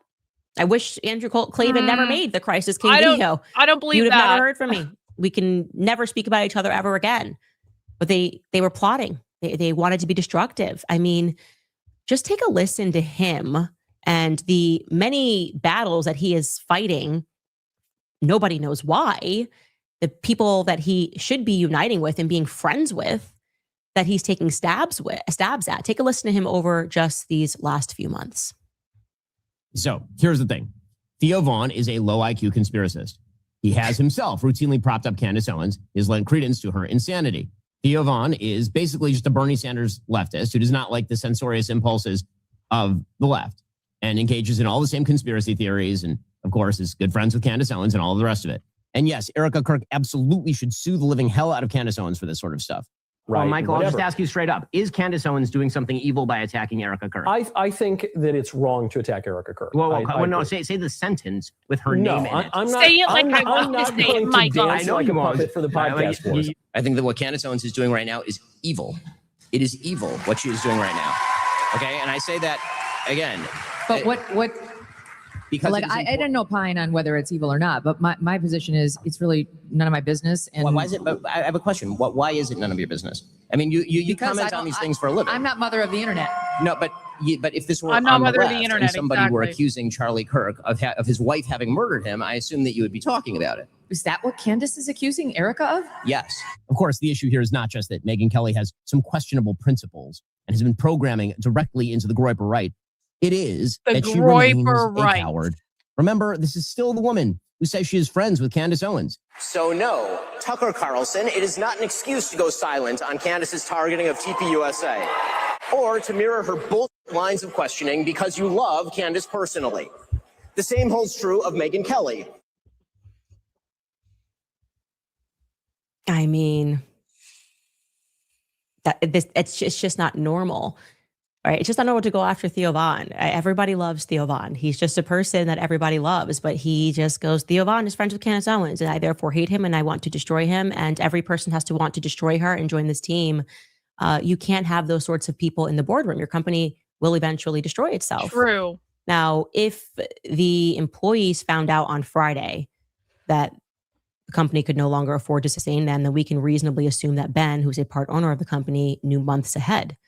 And so what you're looking at there is that with his dying corporate breath, what he wanted was to come after me. That is not to say that people turned away from him because people don't like political beef, right? It's not like there's tons of political beef. I have political beef with people. People actually have proven they have a high appetite for back and forth drama, left versus right, women versus men, whatever it is, whatever the prevailing narrative is of the day. Nobody minded when Trump would attack Marco Rubio or Ron DeSantis. I've had personal and legal spats with people like Kim Klacik as just one example. People do expect figureheads to clash. What they don't expect and what people have proven that they have no appetite for is perfidy, right? Treachery, deceit, betrayal against your own. Ben trying to destroy me, trying to destroy Megyn Kelly. That means trying to destroy a former colleague and someone like Megyn Kelly, who he said and by was the his way, friend. If you guys missed this is about a week and a half ago that Candace released this. Ben Shapiro today released an unhinged rant about all of these people. Ben Shapiro's trying to act like the big tough guy. He's like, my haters can kiss my ass. And it's like, oh, so edgy, Ben. So edgy. And it's just like Ben Shapiro's rant today about everything he doesn't like in the world. I'm like, there only, I'm sorry, only losers and faggots like that guy. No offense to gay men. I love gay men. I'm not like, I love gay men. I have a lot of gay male supporters in my audience, and I appreciate them. And I'm a consummate fag hag, and I like, you know, I'm not no shade. But the only people who like Ben Shapiro are losers and faggots. I'm sorry. It's just like there's no other explanation for you getting behind that asshole. It doesn't make sense. That is perfidious. There's no other way to say that. Ben seeking to publicly humiliate Michael Knowles, say her name. There is something about that makes the public naturally recoil, right? Because it demonstrates that you have no honor, you have no dignity, you have no loyalty. They can forgive you demanding COVID shots. I right? know. Get the vaccine dopes. Thank you, they can Great forgive Otis. you Appreciate once you. leading the Never Trump movement, but they cannot We're getting forgive there. We're you gonna watch treating a few more people minutes. that are supposed to be close to you in that manner, right? To use a biblical analogy, Peter thrice denied Jesus. But Peter was not Judas.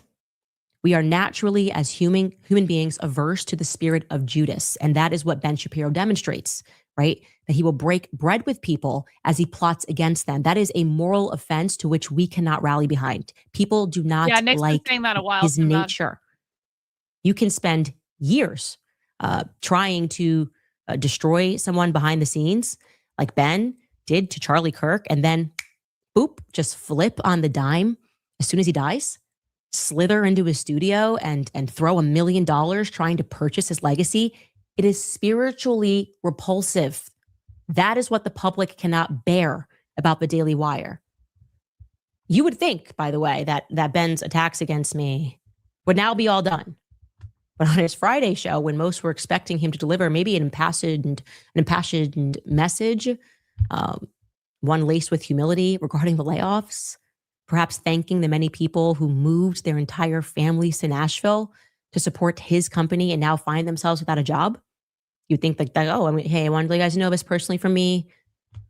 Like, this is what's going on. We thank people so much. No, of course, he does not have the courage to do that.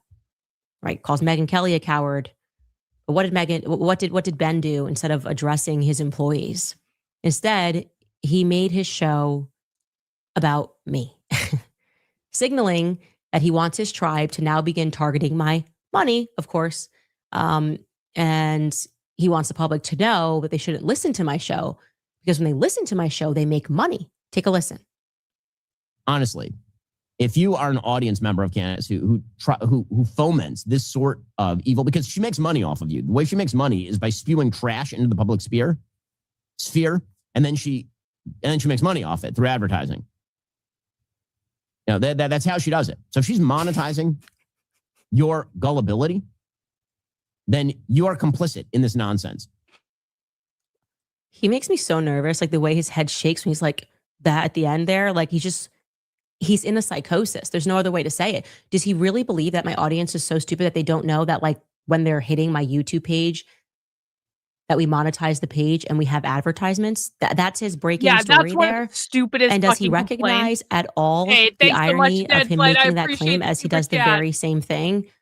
So what is he upset about? He's upset that our show is doing well despite his very best efforts behind the scenes to prevent that from ever happening.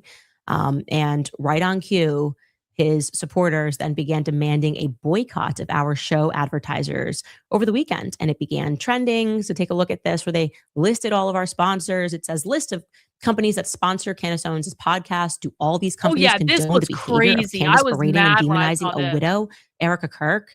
If you haven't already, I suggest boycotting these companies until they withdraw their sponsorships. I'm also calling on all of these companies to withdraw their sponsorships of Candace Owens' podcast. I don't believe her views align with their company values. Do you condone Candace's views or her anti-Jewish rhetoric? And they started posting all of our sponsors. Some of these are actually not our sponsors. They probably just were like, oh man, we ended up on here. Okay. He wants my money. Similarly, they began targeting this morning our merch store. Actually, something that began over the weekend. Here is a tweet that followed this. Candace Owens wears shirts with her name and her face on them. She drinks from a cup with her name and face on it. She works on a computer with stickers of her face on it. What would you call this? We'd call it branding. And marketing, actually. And Laura Loomer, of course, followed this up with calls about what we were doing with our merch, because this is the new call, get rid of Candace's merch. If you have that tweet, she asked people to support her, aka donate to her legal fund by buying her ugly merch. She doesn't need money. Why doesn't she sell one of her luxury SUVs? Why are people who are less fortunate than you people buy a t-shirt if they want to buy a you're wearing t-shirt? Designer, driving $1 million worth of cars? It's so beyond untrue. It's crazy. Living in 2 homes. Bro. The idea that they can dictate to people whether or not to buy fucking merch for people they like, whether or not people like it. Candace has a lot of fans. Maybe Candace's fans want a fucking t-shirt. Maybe they don't care if Candace profits from that t-shirt. Maybe they don't care how many cars Candace has. Maybe if they're Candace fans, and again, I say this as someone who I'm not a Candace fan, I just find her entertaining at times. Like, if Candace's fans want Candace to have a lot of money, they want her to be successful. They don't want her to be taken down by all this shit. I mean, why should Candace turn away t-shirt money if it makes no sense? Also untrue. That's crazy. Especially why doesn't she support herself? I do support myself. Thank you. And so this is just what you see. This is their focus. It's been forever since I left Daily Wire, bankrupt Candace Owens. And so when you look at the full picture of Ben and what collapsed his company, it wasn't me. I wasn't at war with Ben. I wasn't trying to destroy Ben. I didn't tell people to boycott Ben or boycott the Daily Wire. To the contrary, I feel really bad for the employees who lost their jobs in that way. And behind the scenes, I'm trying to help some of them get new jobs. T-shirt. Exactly. Because they moved their lives and their families here. But regarding Ben, that is just the spirit of a man who wants money as revenge for his own actions. No one told Ben to launch a war on Christ is King. In fact, I strongly advised against it. Right? God will not be mocked. Money seems to be everything to Ben. That explains why, after working behind the scenes to encourage, and in front of the scenes, as you saw, to encourage Erica Kirk to sue me, he likely landed upon Brian Harpole, right? Because I do not find this to be a coincidence. I agree with on the last page of the lawsuit against me. His brother-in-law is listed, Jacob William Roth. Who knew? I did not know he was a part of this firm. I think he has been married to Ben's sister since 2018. Are we to believe that this is just a happy coincidence? You're telling me that Ben Shapiro's brother-in-law is working on the lawsuit that guy filed against Candace? Yeah, I agree with Candace on this point. This is all from Ben Shapiro. Ben is so destructive. What an asshole. Right here, mark my words right here. He is so destructive and he has such tunnel vision that this path of hatred that he has now been embarked on for 3 years is going to now destroy the lives of those who are agreeing to partake in this game with him, right? He is going to infect them with this similarly unnecessary obsession with me, and they will inevitably find that their own lives are destroyed. It will lead to their own similar exposure and their demise, because that's how cancer works, okay? The world is now awake. The Daily Wire, with Ben at the helm, represents the side of people that are trying to sort of put us back to sleep. And it is a losing battle. It is not going to work. So my best advice to them, which they, of course, will not follow, they could always count on Daily Wire to do the wrong thing. My best advice would be for them to shutter and sell the tech stack, okay? You cannot rehabilitate hatred. You cannot rehabilitate the way you are viewed on the world stage. You cannot rehabilitate Ben's anger and his tunnel vision. People see the Daily Wire and they see Ben and they don't want to support that. They don't want to support someone who tells them that they're evil and stupid and wrong for listening and supporting Theo Von while he unflinchingly hosts Bibi Netanyahu on his platform while he cheers on a genocide. That's his main issue. His main issue is Israel. That's what he turns on everybody over. Our support for Israel. Well, support for Israel is down all across the country. And does this mean that every Zionist has their empire collapsing? No, absolutely not. Fox News is still a thing, right? Fox News is still pulling in viewers. But it's the manner in which he goes about it. It's too disturbing. People don't want to look on. They don't want to root it on. If I'm the private equity, I'm selling the computers. I'm selling everything that they have there that can be sold. And I'm just saying the company's got to go. That's my personal opinion. I'm allowed to it. We will be right back after a brief break. All right. I think that was the best possible way to end our Candace segment for the day. And again, like we did not even get, we made some progress. We got a little bit of a catch up, but I'm not even all the way caught up yet on Candace. I'm not even all the way caught up. We have many more to go, but that is going to have to wait until another day because we are about to gather in but half an hour or probably more like 15 minutes when I restart the stream.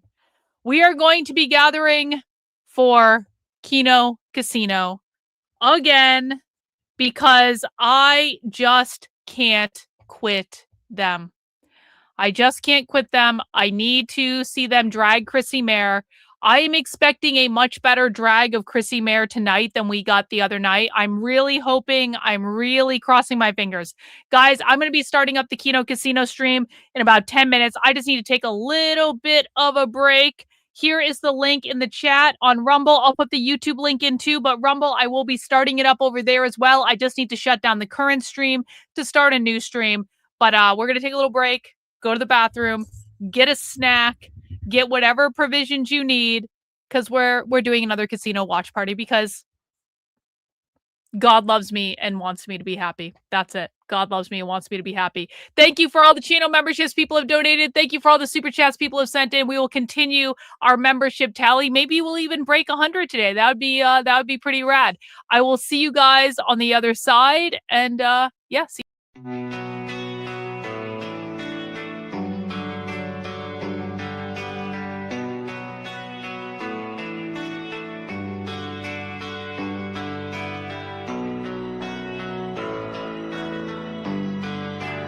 How are you feeling?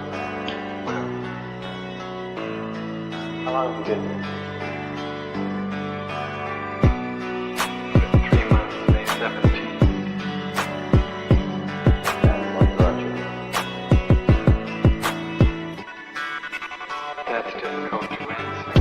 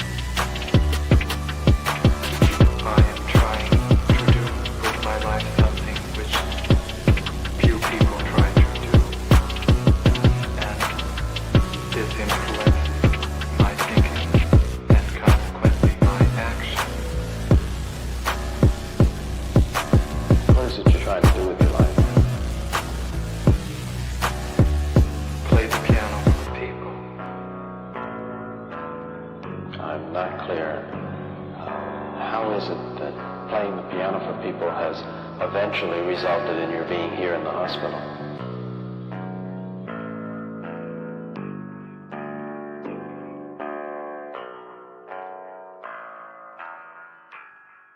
That's difficult to answer.